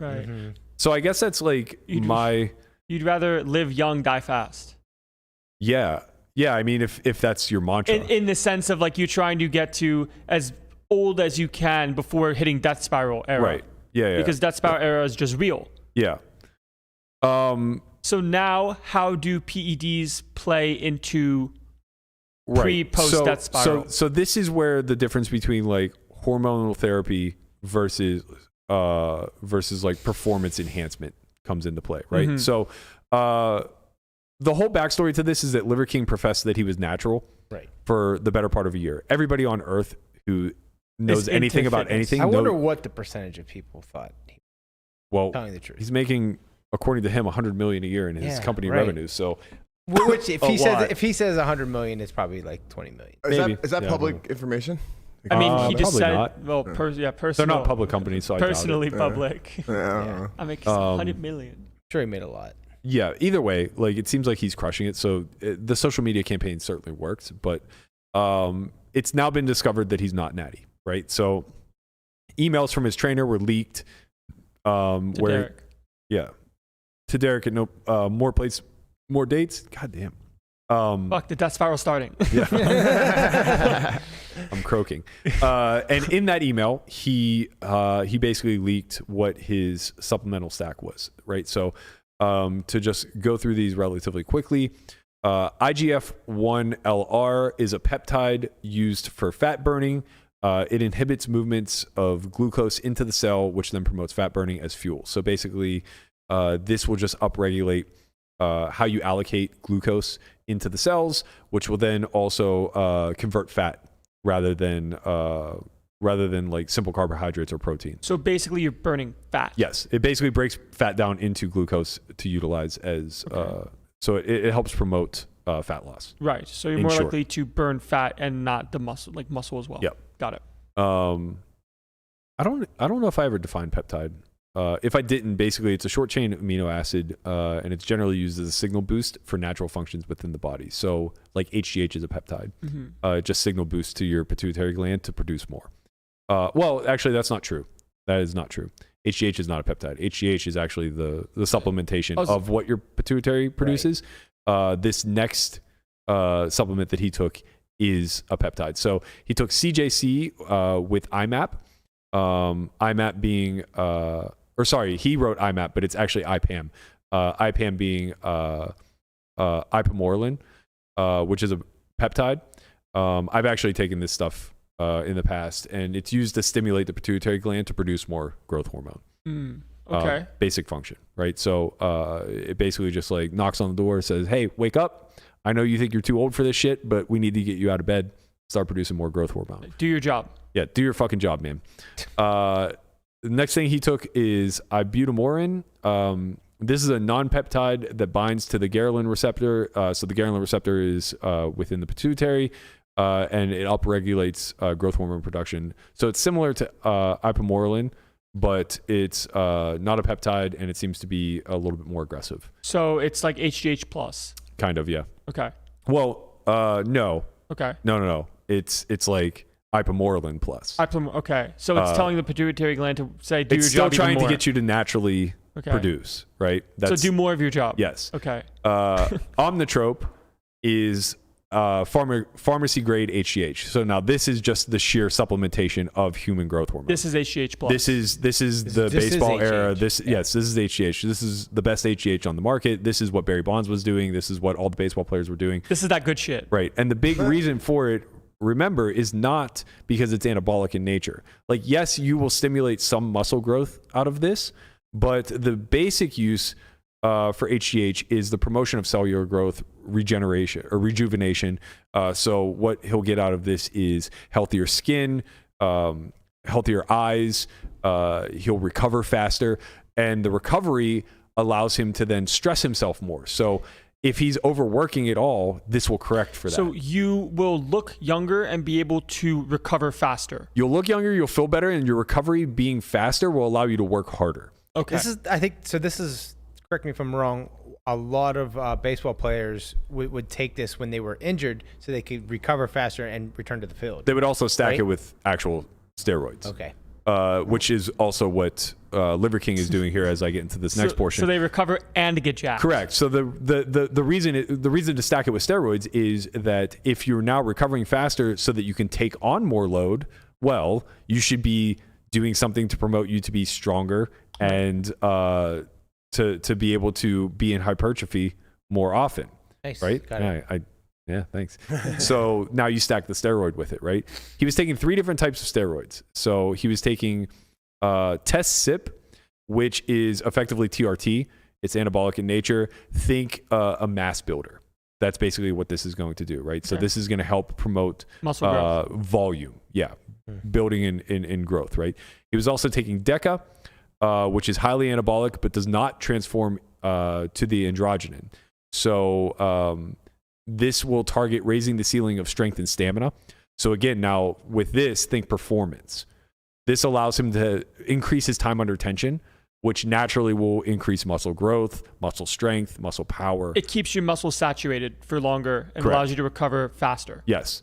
It rebuilds muscle, bone tissues, and it also eases joint pain. And it's almost what this SIP thing does as well. It's just extra. No. How different is test, SIP? Test SIP is Okay. think mass builder. Okay. So this is just to make you look bigger. And Test SIP will make you look bigger, Correct. will increase the volume of your muscles. And then- It drastically increases your testosterone, your Okay. ability to lift weights, basically. and then DECA will keep you saturated longer. DECA is closer to like HGH. Yes, it keeps your muscle saturated Okay. longer. It targets raising stamina and strength.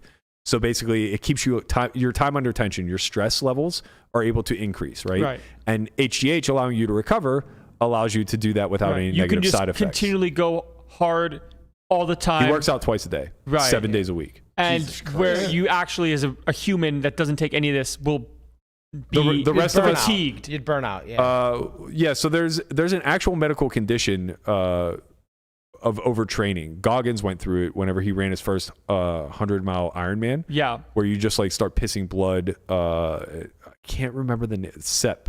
Is it SEP? It's not SEP. I don't know. Fuck, man. Anyways, there's an overtraining. It's a byproduct illness. of overtraining, and what ends up happening is lactic acid builds up in your blood, and your organs begin to fail. Specifically, your kidney and livers. Okay. You're going too hard. Like your body literally just cannot take it. Okay. Damn. There's so much stuff here, and I mean, we have a resident helper. Guapo is a little bit educated on this from his past. Yeah, a little bit. A little bit. I was more of the bro science. Right. I was working at a strip club. Attaboy. And long story short, I was going to the gym, and the guys, the bouncers were like, "Dude, just do this and this, and it'll happen." So I was like, "All right, cool." And did it happen? 3 months, and it definitely happened. What were you taking? It was a stack of Test and DECA. Okay. But this guy is on infinite at the moment. Then there's still more. Oh, there's still more. So he also started. But wait, there's more. He also started a cycle of Winstrol, which I had already previously mentioned. Right. Again, this has a low androgen score. It reduces overgrowth of the male characteristics. So, like I said, this is very popular in women bodybuilders. This is also an oral activation. So he's just taking pills with this stuff. The big thing about this, of why Winstrol is so insanely popular, so what people don't understand is when your testosterone levels spike like this, like he's probably in the 15 or 1600s, your estrogen also rises accordingly. And that's why gynomastia is a byproduct of a lot of people on steroids, where they get, for lack of a better term, bitch tits. Right. Yeah. Well, that's a nice way of putting it. Yeah. But they get man boobs. Right. Yeah. They get moobs, and it's a byproduct of their estrogen levels being so insanely high. So they also have to take something, they have to take like estrogen blockers in order to downregulate their estrogen production while upregulating the testosterone. It gets really fucked, right? Right. So this is going to be you become a mad scientist. Yeah, it's going to become a real fall from grace when you stop. Not necessarily, but yes, you're right in the sense that like it's never good to be.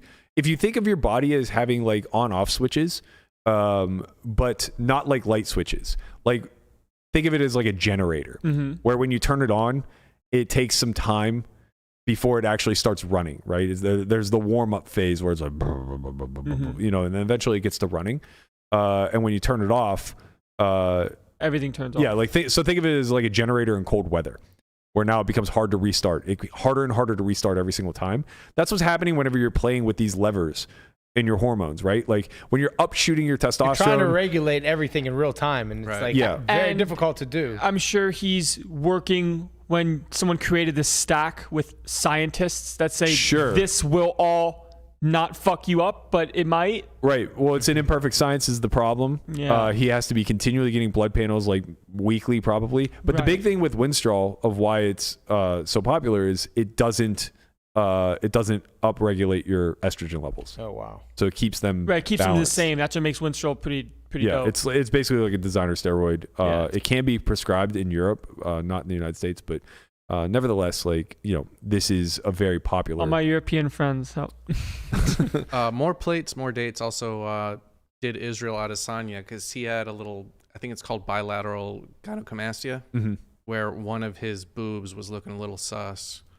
Because you can get surgery to like kind of get fixed. Oh yeah, I see that. His right one. Yeah, and he had it got millions of views. So yeah, Izzy might be on the sauce.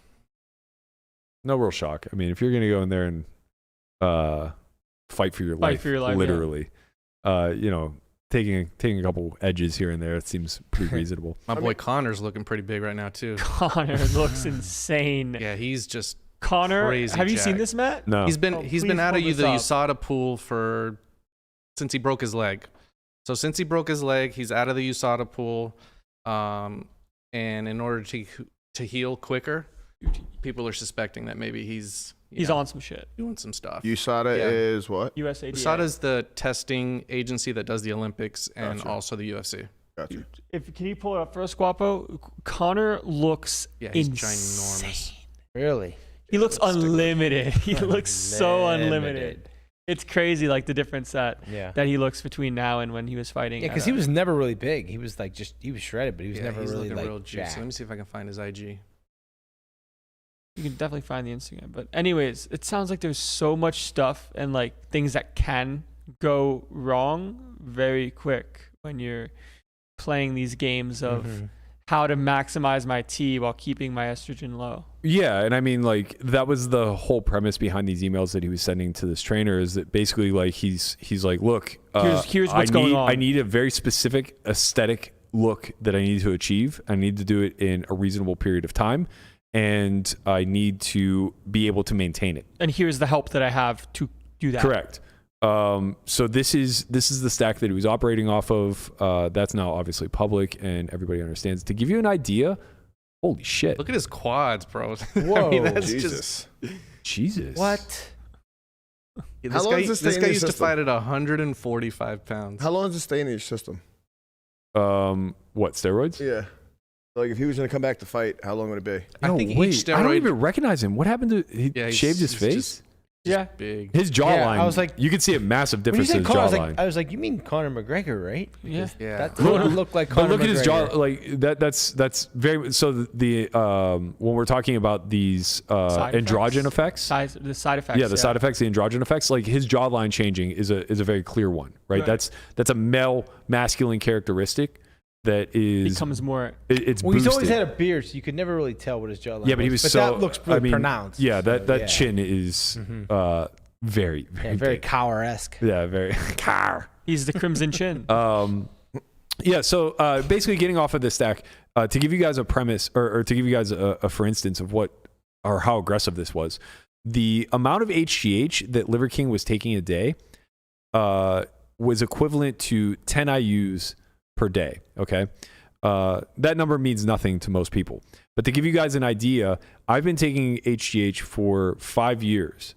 And I just take like enough of a maintenance dose to keep my levels where they would be if I were a little bit younger, like 30 something. And you were deficient because you're just getting older. Yeah, I'm not deficient. I'm normal for my age. Okay. But I'm deficient compared to me at 27. Okay, and if you have the ability to be younger for that spiral purposes, Yeah, so I'm why not? basically taking like a healthy maintenance dose. Mm-hmm. I was taking I take 1/50th of what he took. Oh my God. I take 0.25 IUs a day. Jeez. He took 10. Wow. To give you an idea, or I take like 1/40th, I guess. Still. Yeah, whatever. So it's like that's the difference, and basically he was saying even with taking 10 IUs a day, his IGF-1 was not responding. So his doctor thinks he's a hyper under responder or something along those lines, whatever. But the whole point is that like when you start to play with this chemistry outside the bounds of like where you originally were. So like I think that's the big difference that I want to clarify, right? It's like I take certain things for health and performance and optimization that just seem to be clinically good without any real downside, right? So the amount of HGH that I take just gets me to levels that are normal within my body that I've been before. What he's trying to do is create designer levels, right? So if like, for instance, he looks at like Arnold Schwarzenegger and says, that's the perfect human, right? He is basically trying to replicate what Arnold Schwarzenegger's hormonal panel would look like, right? And say like, okay, I need a 1500 testosterone. I need a 300 IGF-1 score. I need to like hit all these other markers in between. And he's just tweaking the amount of supplementation that he takes until he's able to hit these numbers and then land on an aesthetic that he's proud of or pleased with, right? Which is what he looks like now. Correct. So that is basically what he's able to do within a lab. And I think that that's obviously like what makes him a farce, right? But he's only a fraud in the sense of selling the product. He's not a fraud in the life that he lives. Right. Yeah, it's like he's promoting a good lifestyle outside of the crazy, stack that he's doing. But yeah, without the stack, he probably just looks like me. Right. But he's a charlatan in the way where he's like, you take all these products that I sell and you'll look like this. Yeah. And people, he's duped people, I'm sure. Yeah. And they're buying these products with an unreal expectation. And don't get me wrong too, like, I mean, Matt, you can obviously like help here. You still have to train very hard to look like that. So this is something that I wanted to lean into.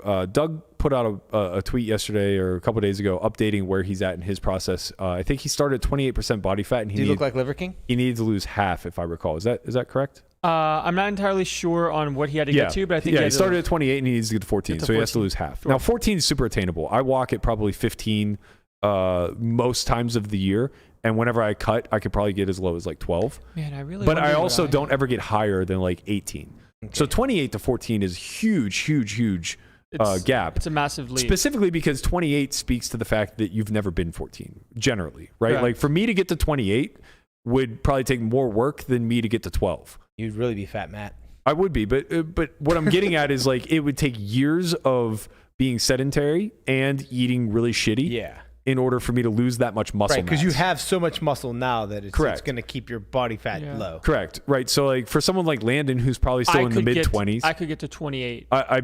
I'm sure you're not far off. I don't think I'm mid-20. I don't really know how long it takes for like you can see defined abs. That's not the way to think about it. Sure, but you definitely can't see abs at 22% body fat. You're thinking about it all wrong though. And yeah, you possibly could.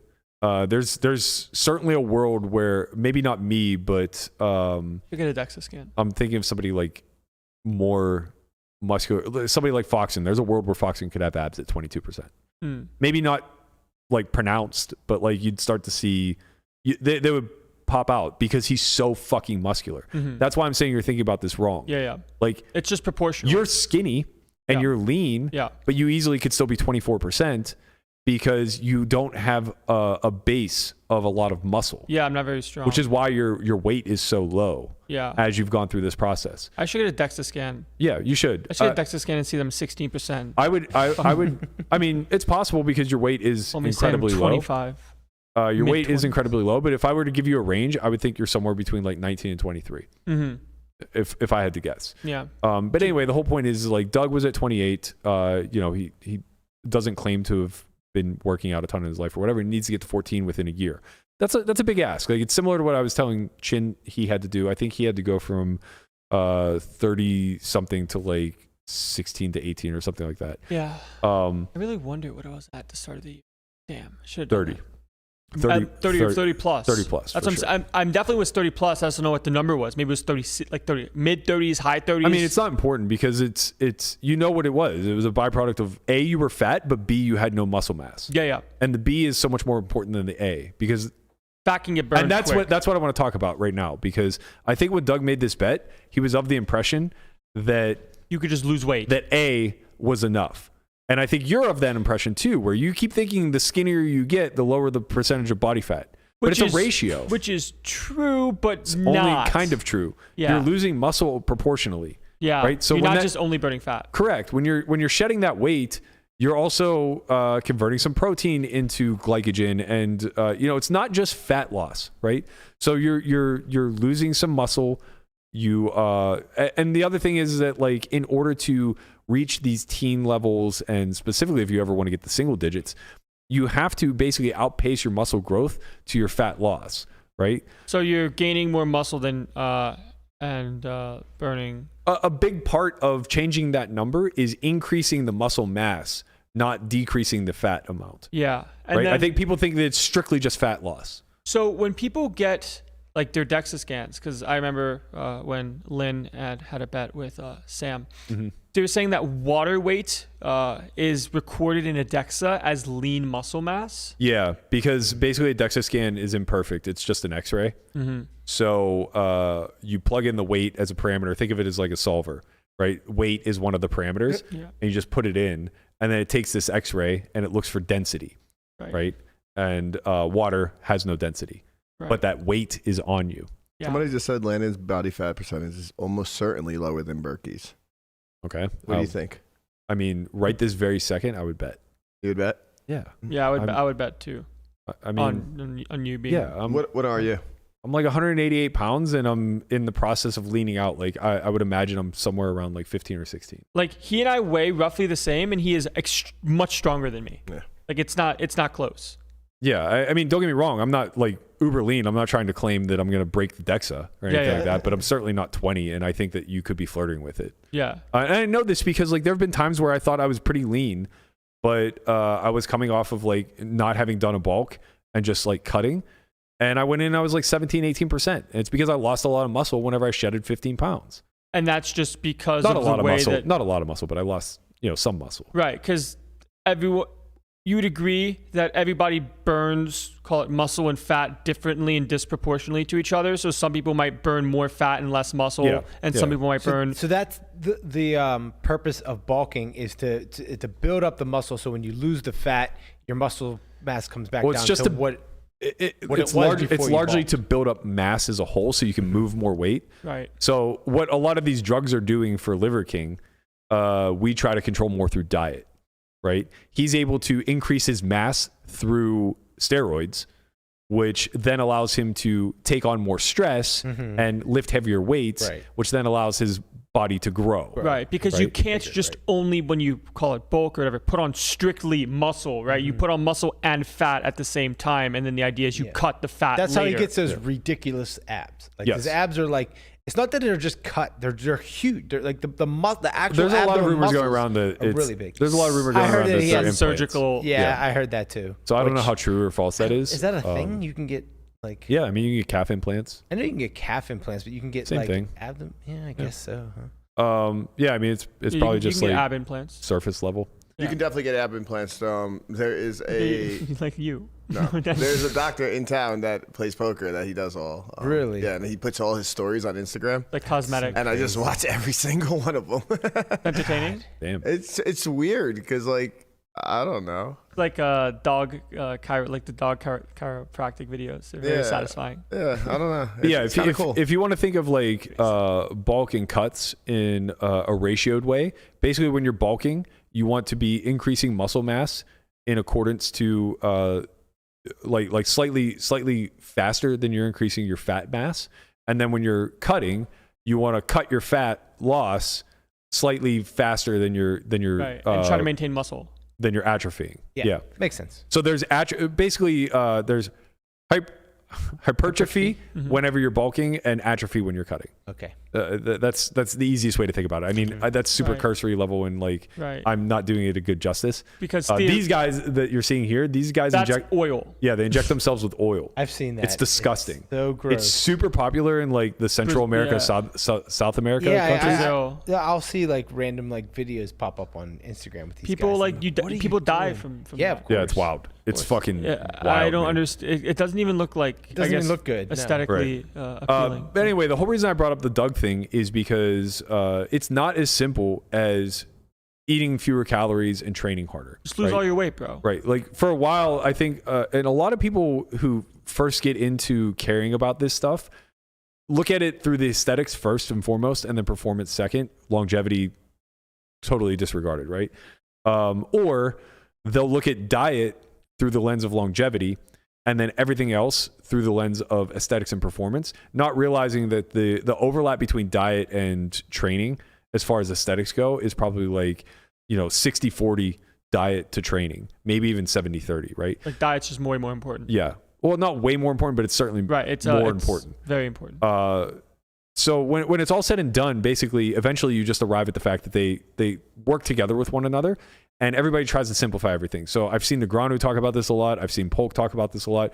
All they keep referencing is thermodynamics, thermodynamics, and the rule of basically energy can either be created or destroyed. So if you are expending more calories than you're taking in, then you'll naturally just lose weight. Right. Calories in versus calories out. Correct. And that's true, obviously. It is. But it's true with a caveat. There's a huge difference between starving yourself and burning more calories than you consume. Massive difference. Right? Massive difference when you're talking about atrophying the muscle. So if you are, I don't want to say sedentary, but I guess that's the extreme case, right? Say you're sedentary and your daily burn to be sedentary is 1,200 calories and you start consuming 1,000. Well, your vitals will start to shut down eventually. Like your brain will just stop operating. Right. But in the process, prior to that happening, your body will eat itself, of course, for fuel, right? You will lose weight. Right. You will lose plenty of weight, but you will have problems. You will have a lot of problems, and you'll have nearly no muscle mass. You won't retain any muscle mass. And if you do a body fat scan, like sure, it's going to be low because you're going to be malnourished, but it's still going to be high relative to somebody else with the exact same build as you at the same weight, right? Right. There's a difference between somebody that looks jacked at 10% versus someone that's at the same deficit as somebody else that's starving. Right. Basically, if you're starving, you're just going to carry more fat. Now, if your daily metabolic burn is like 1,200 and you are putting in 2K worth of work, you're going to lose weight that way. Right now, that's obviously extreme because now you're overdoing it, you're overtraining, and you're going to break down muscle that way. Also, you might be blood. But like say you're just overtraining, not overtraining, but say you're burning 20% of calories. So say you're burning 1,400. Now you're going to maintain your muscle a lot more while shedding fat. Like now, fat will actually be used as a fuel through this process. Your body has to use something. Huge fucking difference between those two things, and they both operate under the law of thermodynamics. The same, right? So that's number one. That's most important. Number two is how critical it is to embody all of this in the lifestyle. And I think this is what I wanted to speak to with regard to Liver King.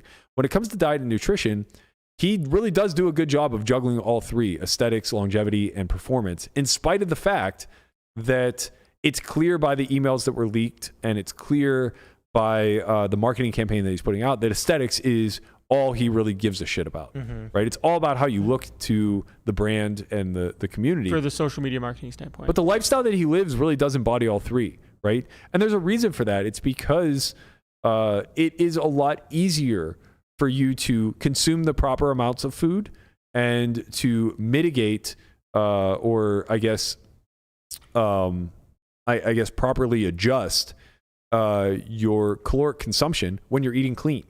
Right? It's easy to balance your macros in a way that will serve your aesthetics, that will serve your performance if you're eating whole foods, right? So it becomes a lot more challenging if you're living off McDonald's or other shitty foods. Right. But it's also not as simple as just saying like, if you eat clean, you'll get skinny. because that's not true either. Right. If you eat too much and you don't burn, you're going to still gain weight. Right. Yeah. If you eat steak, like a fatty steak. We saw steak a day, Matt. Yeah. Yeah. It was easy for me to put on weight, but it's also because my metabolic burn is low. Burn is relatively low. But Not in any event, the whole point that I'm trying to get at is Liver King does embody a healthy lifestyle. I don't necessarily know that longevity is very high in his priorities, but these 9 tenets that he speaks to, the eating and consumption of organ meat. This guy largely eats carnivore, so he's not very high in carbs. In the email, he basically says, I earn my carbs, right? So if I had a really tough workout, I'll eat 100 grams of carbs afterwards. I align with a lot of this. Like, this is basically how I build my diet too. Whenever I'm bulking, like I might consume like 200 to 250 grams of carbs a day, which is effectively like a third of my macros. When I'm cutting, I'm probably somewhere in the neighborhood of like 75 grams of carbs a day, which is maybe like 10% of my macro consumption, right? And then everything else is just protein and fat.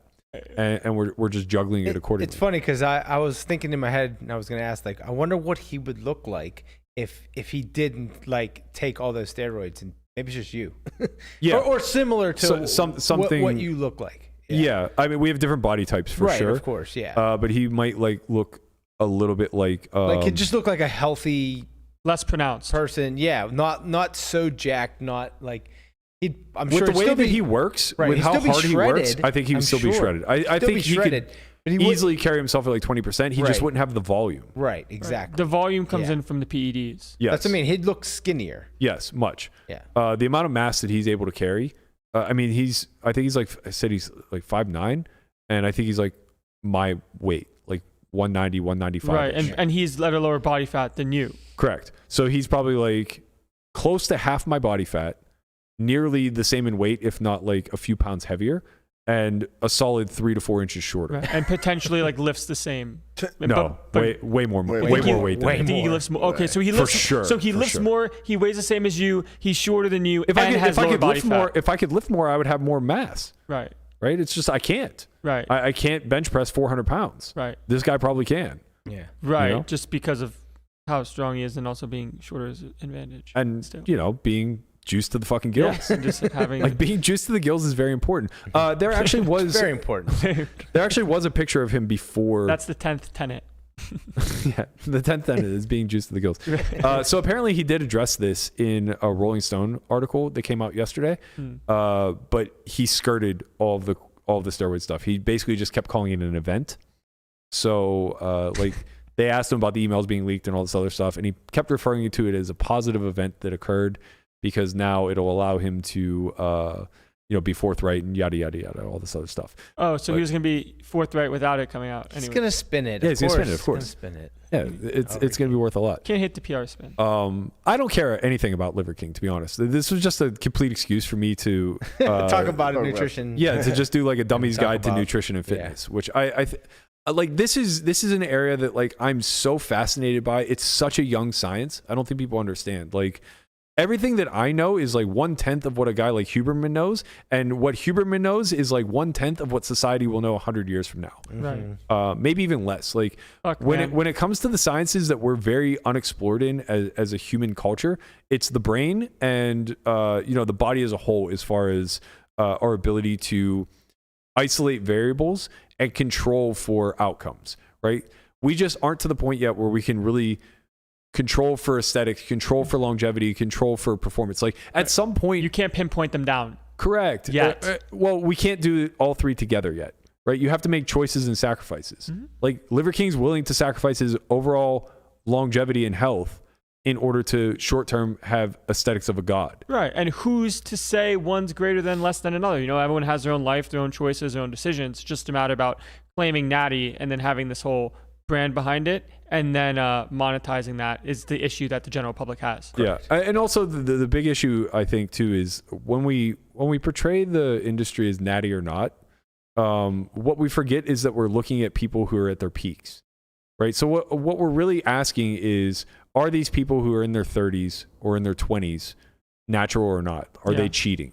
And the reason we call it cheating at that point is because you are at your peak hormonal performance, right? Right. But when you start looking at 40-somethings, 50-somethings, why the fuck aren't you doing it? Right. What are you waiting for? Yeah. It's like saving timeouts with no time on the clock. Right. It's just like if there's Jeff no Saturday. downside. Yeah.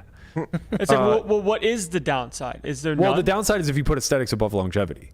Right. There's a way to do this. Like, I believe in the way that myself and my doctors are doing this in the sense that I supplement very little. I supplement glutathione, which is a naturally produced peptide in the body.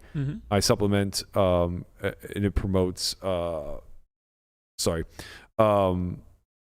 have it written down. You're just basically you're taking things that are strictly longevity based, where it has nothing to really do with the aesthetics. Yeah. So glutathione stimulates tissue growth, and basically just helps with recovery and reduces inflammation. Yeah. HGH, a lot of the same.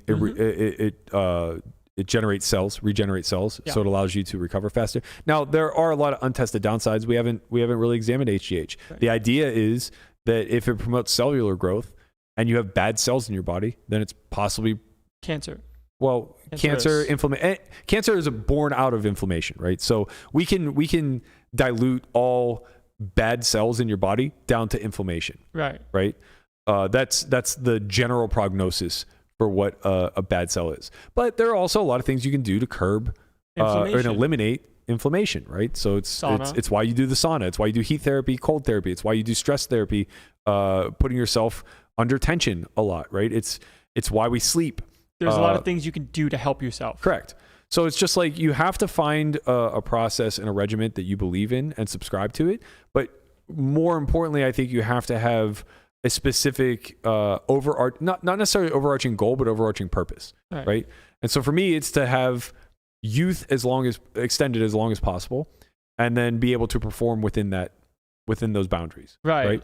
Yeah. And everyone has their own kind of goals. Like my goal isn't to be like the most, like I'm not trying to take steroids, or like PEDs in order to get to like the most aesthetically looking person I can become. Right. Yeah. And it's just a matter of finding out what it is I actually want and then taking the steps to do that. Where at 2023, I have really good like growth from all these things. I don't need to take HGH. I don't need to take anything else. Correct. If your hormones are intact, there's no need to take anything unless you aesthetically want to change. And the only way I would know is do blood work. Yes. And I should. You should do that anyway. Like I've been getting blood work done every quarter for like the last 10 years. Yeah. There's just no reason not to. And honestly, the whole reason I even started was because of a hormonal deficiency that I was unaware of. Oh, really? I was like super lethargic and I couldn't pinpoint why. And it's because I was taking Propecia. So Propecia is a DHT blocker, which prevents you from hair loss, right? Okay. The problem with blocking your DHT is you're blocking DHT is a byproduct of testosterone, or it works coincides with testosterone.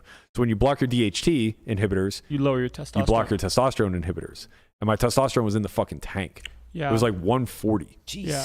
And I was so lethargic. I would wake up and nap. Like when we were joking, talking about when I was broke and how I would wake up, go to the couch, nap, watch How I Met Your Mother, and every day was a struggle. And Andy talked about like how I had so much to do. I was exhausted. I was so lethargic. Yeah. My testosterone was 140. Yeah. It was that of an 80-year-old man. Exactly. You're just literally like dying. Your death spiral started then. Right. So I finally got a blood panel done, saw that it was low. Out of nowhere, kind of? No, I went to the doctor. I was like, look, man, I feel like shit all the time. I can't get to the gym. I can't do anything. Like I'm getting fat. Like, and he said, you should get your blood work done. Yeah, he said, go get your blood work done. So I did. My testosterone level came back 140-ish. And he's like, well, this is a problem. He's like, whoa, okay, that makes sense. He's like, are you taking anything? I was like, yeah, Propecia. He's like, okay, well, that, let's get you off that. So I got off of that and it recovered to like 220-ish. Which isn't that much different. And he's like, okay, you prioritize your testosterone over your hair. Yeah, for sure. Probably a good idea. So at that point, he said, I want you to read this book. It's called Engineering the Alpha. And it was written by Arnold Schwarzenegger's trainers when he was competing for Mr. Olympia. And basically it just talks about like the dietary effects. So there's a lot of dietary things you can do to increase your hormones as well that will promote HGH, that will promote testosterone increase. So I got into a more carnivore diet. Like Liver King's diet. Yeah, I wasn't quite eating. Right, I wasn't quite to the point of organ meat at that point. Liver King adjacent. But yeah, it was a lot of chicken, a lot of red meat. Liver King adjacent. You're a lot of LKA. chili. A lot of chili. And, you know, I was able to recover to a stable level of like 400. And at that point, it was just like, okay, well, this is good. And he's like, yeah, it's good. But like, you know, you're 32. Can be better. It should be double this. Right. And it's like, okay, well, let's start to talk. You know, he's like, there's just no reason to not take a maintenance dose of HGH at this point. And he's like, you should also be on glutathione because, you know, you're going to have joint problems from playing baseball. Like this will help promote regeneration there and health and all this other stuff. And man, immediately I felt better. Right. So basically, there are things that can help deficiencies that you don't need if you're at stable levels. And in that case, they would then be enhanced. Correct. And you're trying to maintain stability instead of being an enhanced state. Yeah. But the stability is basically like a fixed point. Like I don't see a way, or I don't see a reason for me to ever let myself have my testosterone drop below like 600 or be at 1400. Correct. I'll never go the other way either. Like Right. I'll never take anabolic steroids to be a juice head. Right, because where you're at now is healthy. Right, but when I'm 60 and my natural testosterone is like 300, I'm going to take CRT. Yeah, of course. Yeah. Why wouldn't you? Right. That's what it's for. Literally. It's literally what it's for. Right. So yeah, I mean, I find all this stuff to be fascinating. I think that there's a lot of misinformation, specifically in our community, because we are an intelligent community that seems to be good at problem solving. Yeah. So we like to take complex problems and simplify them. Right. There's so much just bad information of, oh, steroids bad, these things bad. Well, it's also just more so. A little more. Yes, we're very good at solving problems and taking complex things and simplifying. But the problem is that we do that in a realm where we understand it pretty well. Like we understand poker pretty well. Yeah. The way that, I mean, better than we did 20 years ago. Yeah. The way that like a lot of the prominent figures in this community speak about fitness and nutrition, they're one day into, like they're day one of learning this stuff. Right. And they're already breaking it down to a simple level for everybody to understand. Yeah, like for me, just walk, eat more or eat less, do more. And it's just like, stop this. Because there are people who are truly struggling terribly with like their weight, with their motivation, with all these things. And you're basically being reductive in saying like, if you just got off your ass a little bit more, you'd be skinny. Right. It's like, no, they're fucking fighting genetics. Yeah, there's their hormones are out of whack. Right. For sure. Yeah, because for myself personally, when it came to how I looked at the start of this year, let alone at the worst I ever was, right? To now, I thought when it came to diet, it was, just like eat clean, I didn't count macros, I didn't count calories, I didn't know how much of a deficit I was in. I still don't know what my BMR is. But I just did the stuff that I thought made sense from just listening of, okay, if you eat clean and you don't eat garbage and you exercise a lot, you should lose weight. I would bet a fair amount of money that your testosterone level is at least 25% higher, if not 50+% higher than it was when you were fat. I would agree. I would agree with that. Yeah. I mean, I don't know what my levels were when I was fat, but I was definitely like lazier. People don't understand like how much the metabolic system impacts your hormones. Yeah, like when I was younger or whatever, like I always fluctuated with weight. I was either super skinny or like fat. I was never in between, and I never had stability. So when I was fat, I was always like, oh, like you have these things, this, that, genetic, this, that, who knows? But in reality, I was just fucking lazy, right? Like genetically, I'm fine. It was always, oh, you just inherently put on more weight. Yeah, and it's true. Some people that may do. That may be true, but whenever you do hit those bottoms, it impacts you more biologically than you realize. Yeah. So it's more of an uphill climb to go from fat to skinny than people understand. Because it's not just your physicality that's declined. You've also taken a hit hormonally. Right. Right. Which makes you not want to do things. Right. So it's just like, honestly, it's funny because the people who are juicing are the ones that are like trying to get that final little edge and go from like the top 99 percentile to the 99.9 percentile and be stage ready. Right. Yeah. The true people who should be juicing are the people who are the bottom 1%. The people who are like massively overweight, like, cause that jump start would kick their hormones back to a healthy level where they were at one point in their lives. Right. You know, wherever they were, whenever they thought to themselves, man, I used to be able to eat anything. Right. Yeah. That's what this stack will do for you. Right. Right. Like Not diet advocating taking the stack. No, of course not. But like diet doesn't matter all that. It's ironic that he eats incredibly well because it's not super important given how doctored his hormonal panel He's is. the liver king. He has a thing. And we all know he's got liver a is king. reputation to uphold. It's for the social. Well, he had a reputation to start. He wasn't anybody at that point. Right. And it only costs $12K a month. $12K a month, man. $12K. I spend like $300 on my supplements. He was spending $12K a month. Yeah, I saw it was like he was taking some doses that were like 4 times more than professional bodybuilders. Yeah. Right, which are already taking doses that are like 10 times more than maintenance doses. Right, which are taking 50 times more than you. Correct. Literally, this is no joke. Like he was taking 4 vials a week. Crazy. I take 1 vial every 45 days. That's the difference. Wow. It's insane. It's insane. And I do it like worrying that something might go wrong. Yeah, like I need to correct my dosage and like lessen it or go off it at times or whatever the case. This guy's just fucking out here, man. He doesn't get drinking this shit breakfast, lunch, and dinner. Fuck it, we ball. Yeah, he's balling. I mean, to be fair, not on a budget. To be fair, applause to that man for how it came out. Like he is probably worth $100 million plus. Yeah, he's a legend. He looks fucking great. He's a legend. He kind of does look like shit though. You sound like Cuz right now. Well, yeah, you don't look good, Cuz. You don't look good. He was saying in the email that he just like doesn't sleep. Like how could you? His eyes are all bugged out of his head.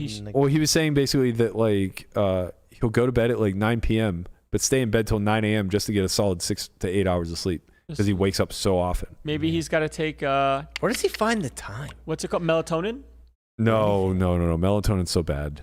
Is it? Yeah, you get crazy dreams. I've heard. It's really fun. I got fucked up off it bad. I mean, don't get me wrong. Like it's okay if you really struggle to sleep, but it's not something you want to rely on forever. It's not an enhancement. It's not a sleep enhancement. Correct. Your body already produces it naturally. So these are the things that these are also other warning signs. Like when it comes to taking testosterone or steroids or whatever, this is the downside that we didn't really talk about. When you get off of it, it's a problem because now your body starts lagging. You stop producing it naturally, right? And the same thing happens with melatonin. If you start to rely on it, your body just stops. So when I go back to that analogy of being a generator getting started in the cold, well, after coming off a cycle like this, if he were to quit, that generator would be like starting in the cold with no gas and the nearest gas station being like 20 miles away. Right. That's what I meant from like the fall, if you stop, is going to be... Right, because like the thing is that he can't even stop. He can only just like wane off rather. Yeah. Right? So like he has to like wane off to a healthy level and then maintain that healthy dose and then start to slowly wane down and hope that his body can re-jumpstart, but it probably won't because he's 46. Right, and these are the pros and cons that he has to take into for himself when he starts to begin this journey on the sauce. I mean, yeah, to be honest, like he probably just made a conscious choice of like needing to look this way forever because I can't imagine being in that level of shape and being as regimented as he is, and then like 10 years down the line, just somehow accepting that you're going to be chubby. Right. You know? And yeah, I mean, he might just be on it for the rest of his life. Right, but his life will be short if he's at a 1500 T level from now until the day he dies. Live young, die fast. I mean, with that much HGH and that much testosterone, he is a heart attack waiting to happen. Yeah. I'm not a doctor. I don't know that for sure, but it's just like there's compounding interest with this type of stuff. You know, you can't maintain unhealthy levels of something. It might be like a case study in the next couple of years. Yeah. You know? Have you heard anything about cancer cells when you're taking HGH? Those kind of supplements? Yeah, that's what I was saying earlier. It rejuvenates cells, and the idea is that if it rejuvenates good cells, it also rejuvenates bad cells. Right. Correct. Yeah. Okay. So if you do have a lot of inflammation in the body, the idea is that you might be more prone to cancer. There's, as far as I understand, there's no studies backing this. It's just kind of a hypothesis that's being thrown around at this point. And then who's to say who really knows? Because nobody knows yet. That's for sure.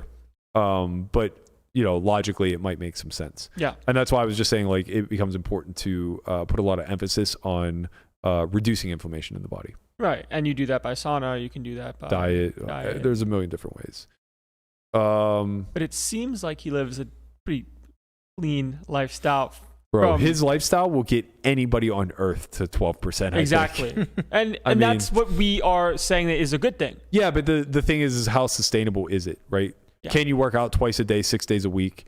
Can you, walk 25 miles on your day off? Not without the stack, right? No, like literally, like the normal person doesn't have that kind of time. But if you all things are even, yeah, right? Of course. Right. The only difference is stack versus no stack. Yeah, you will look great.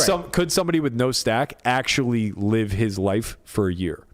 I don't know. I don't know that it's sustainable. Right, yeah. He might be outputting so much work because of the stack. Right, of course. That it may just not be feasible. Definitely. But at the same time, if the layman, if you will, that is prescribed to the Liver King lifestyle, if they did what they could, they will look great. Like diet-wise, exercise once a day in some capacity, maybe have some rest days here and there, and follow these things that he's talking about, you will get results. Yeah, if you did the proportional amount of work that you're capable of, you would get results. But my point is they wouldn't be as impressive. Right, of course. We are human. Not as impressive as his. Correct.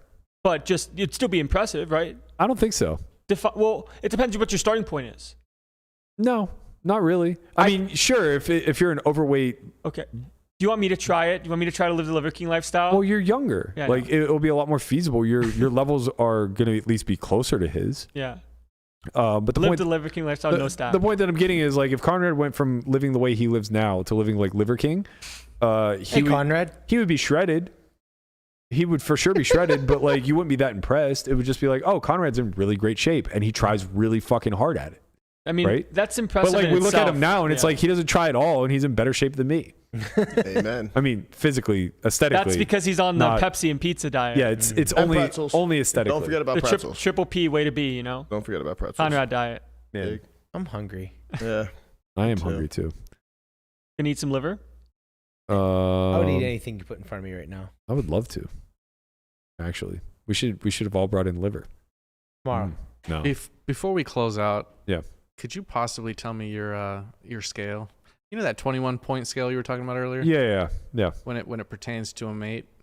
Yeah, I've actually. It's funny. I was just intrigued by that. Like, I just wonder what the breakdown is. It's really funny. I've only ever had this conversation with a significant other, which I think forced me to be a lot more honest.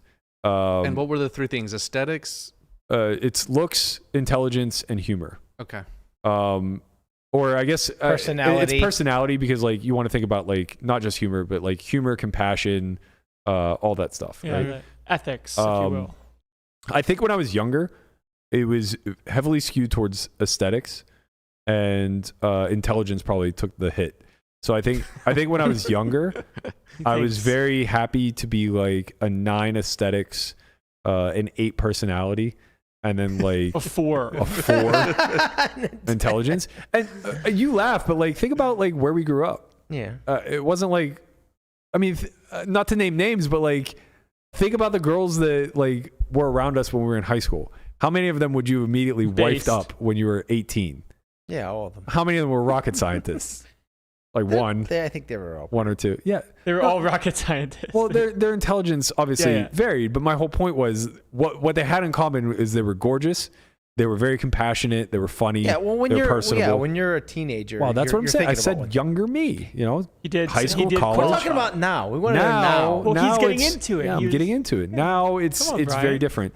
Now I probably prioritize. I thought I prioritized intelligence overall until I dated a few very intelligent and very cold individuals.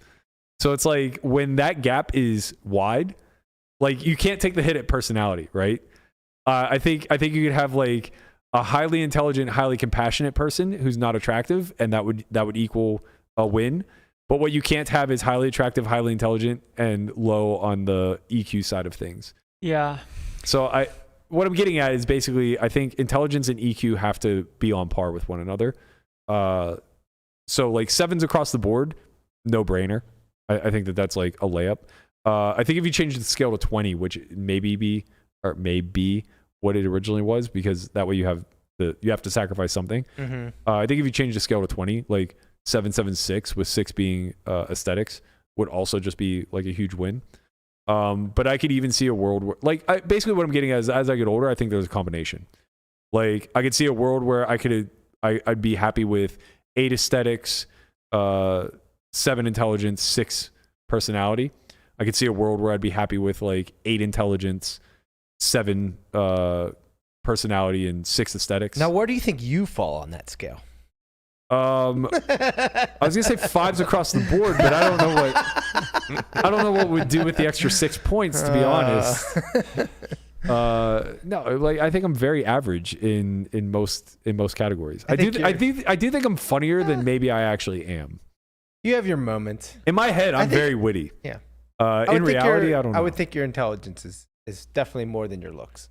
Damn, Ryan, what the fuck? I'm just messing around. No, you're not. Guys aren't attractive. I think guys are. I don't know how girls do it. I think we're hideous creatures. Like if I had to look at us all day long, you speak for yourself. Man. I'd quit. I like the way I look. I guarantee. I'll get there. Yeah, I mean, you like the way you look with what you're given. You know, you're a dude. How dare you? What's the best you can hope for? Like, there are some objectively attractive guys that exist. Yeah, but like they're like somehow on the spectrum between like human and AI Barbie doll. You know, it's just like they're not real. That's what those creatures look like. They're aliens. But they're real. What's your scale? You're young. Don't do this to me. Don't do it to me. Don't do this to me, man. It's like your younger scale, but I can't. I don't know. I have to think about it because the issue is I won't, like, in the sense of call it settling, not settling when it comes to points and the way that I prospectively see things is I would not settle, you know, but that's not the game, right? The game is you have a point system and you have to play the point system. Yeah. Right. Because you can't say when it comes to dating someone, this side, whatever, I would only call it X, X, and X being high numbers. What I know to be true is the older you get, the more important intelligence and EQ become, and the less important aesthetics become. Yeah, it's not even close. Intelligence. Like every time I've answered this question from the time it was asked and beyond, I always drop the aesthetics. I think you have to, because like when it comes to the call it personality part, that's not when it comes to the intelligence. It's like personality, intelligence, and aesthetics. If you're saying that someone has like a 3 personality, it means you don't like being around them. Yeah. Right? And that is unbearable. Well, you can just change it. You can change it to aesthetics, IQ, EQ. So if somebody has a 3 EQ, you can still tolerate that. I know plenty of sociopaths that I'm fine being around. But like, you know, I don't want to mate with them. Well, that's the issue, right? Because you're asking about the mating issue. This is the problem. The problem with asking a 23-year-old is there's this internal conflict between your dick and your brain, right? Or better stated, your dick and your heart. Your heart's like, oh my God, I just want somebody who will get me and, you know, laugh at my jokes and understand when I'm hurting a little bit and give me a hug. It's true. And then your dick's like, nah, fuck that. I want a fatty. So it's like, you know, you deal with this. I want to play this game, man. You play this game for like a decade, maybe even a little bit longer. And then eventually like one of them starts to win out. And either you become the sociopath because your dick won, or you become an enlightened individual and you change your scale. It's interesting because the scale is different for everybody. Right? Yeah, of course. Not to like what they find I think it's valuable. reflective too. Yeah, it's reflective. It's like the lower you are on EQ, for instance, either the more you're going to seek EQ or the less you care about it. Well, and generally it's probably going to be the less you care about it. And well, then in some cases, like we see certain people of call it like higher value, lesser value of being able to chalk up more points on the perspective scale, right? Where it's like they're attractively good looking, they have high IQ, they're very smart, and they have high EQ, right? And then when we call them unicorns, right? Because it's hard to find, and maybe because they're 999 and the scale is only 21. Exactly. It's like how does that happen? You broke it. But what you do as an individual is you try to max out the scale as much as you can. Well, also what happens is when you find a unicorn who's a 999 across the board, and you go, "What the fuck? This scale's only out of 21. How'd you do this?" And then you get to know them, you realize that you start plucking points away. Yeah, right. Exactly. It goes from the ceiling to the floor, and some you go floor ceiling. Yeah, exactly. Right? Interesting. Man, I know I'm skirting the fucking question. Yeah, you haven't done a good job of answering at all. No. I can't ask these two. They're wifed. I got 10s across the board. Yeah, 10s across the board for Brian. Yeah, of course. Because Guapo doesn't. I can't ask Guapo. He's fucking got vasectomy. He doesn't care.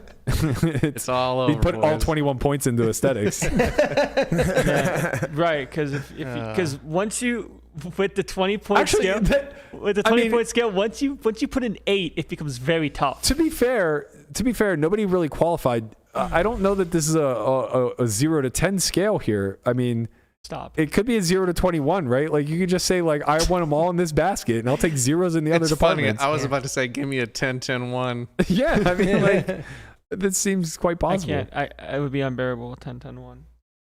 I think we're gonna go out of 10. Okay, we're gonna go out of 10. We can't point allocate basket.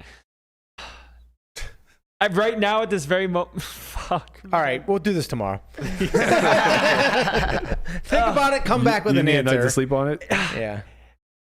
I would go 8 aesthetics, IQ. I would go 7 and then 6 EQ. I would go 8, 7, 6. I call bullshit. Okay, that's fine. Lamana wants to eat so bad he doesn't care. I think you would sacrifice more in the intellect for EQ. No. I bet you would. What defines what you mean by like? What's the difference between a 7 and a 5, like from the IQ scale? A 120 and a 110? No, 120 and 100. 5 is average. Right. 100 is average. Yeah. When you're talking about someone I would like actively date for a long time and see a future. Yeah. Okay. Well, sleep on it. We'll be back tomorrow. I don't like this question. We'll be revisiting Landon's scale. I hope you guys found some value in this. I enjoyed nerding out on a subject that I'm very passionate about. I don't want to nerd out on the scale anymore, man. It's hard. What's the solver say? I apologize if it got a little bit too deep into the weeds, but we'll be back tomorrow with regular scheduled program. We'll be talking poker. We'll be talking Landon's scale. We'll be talking Lamana's scale, which is actually just a 0 or 1. It's very binary scale. Very easy. We'll just have a smash or pass segment for him alone. And we'll be previewing what's to come the following week as we start to get into the WPT kickoff at the Win. Oh, I have a question. Someone has a question for you. Are you going to be on the juice for the dunk bet? No, but I will continue my regiment right as it is. Look, I'm telling you, I woke up the other day and I felt fucking good. I'm just saying, I felt fucking Played good. some leapfrog or something? No, nothing. I just, I got out of bed and I was like, whew, I feel good. I think I could dunk a basketball. On that note, we'll be back tomorrow at 10 a.m. as usual. We'll see you guys then. Peace.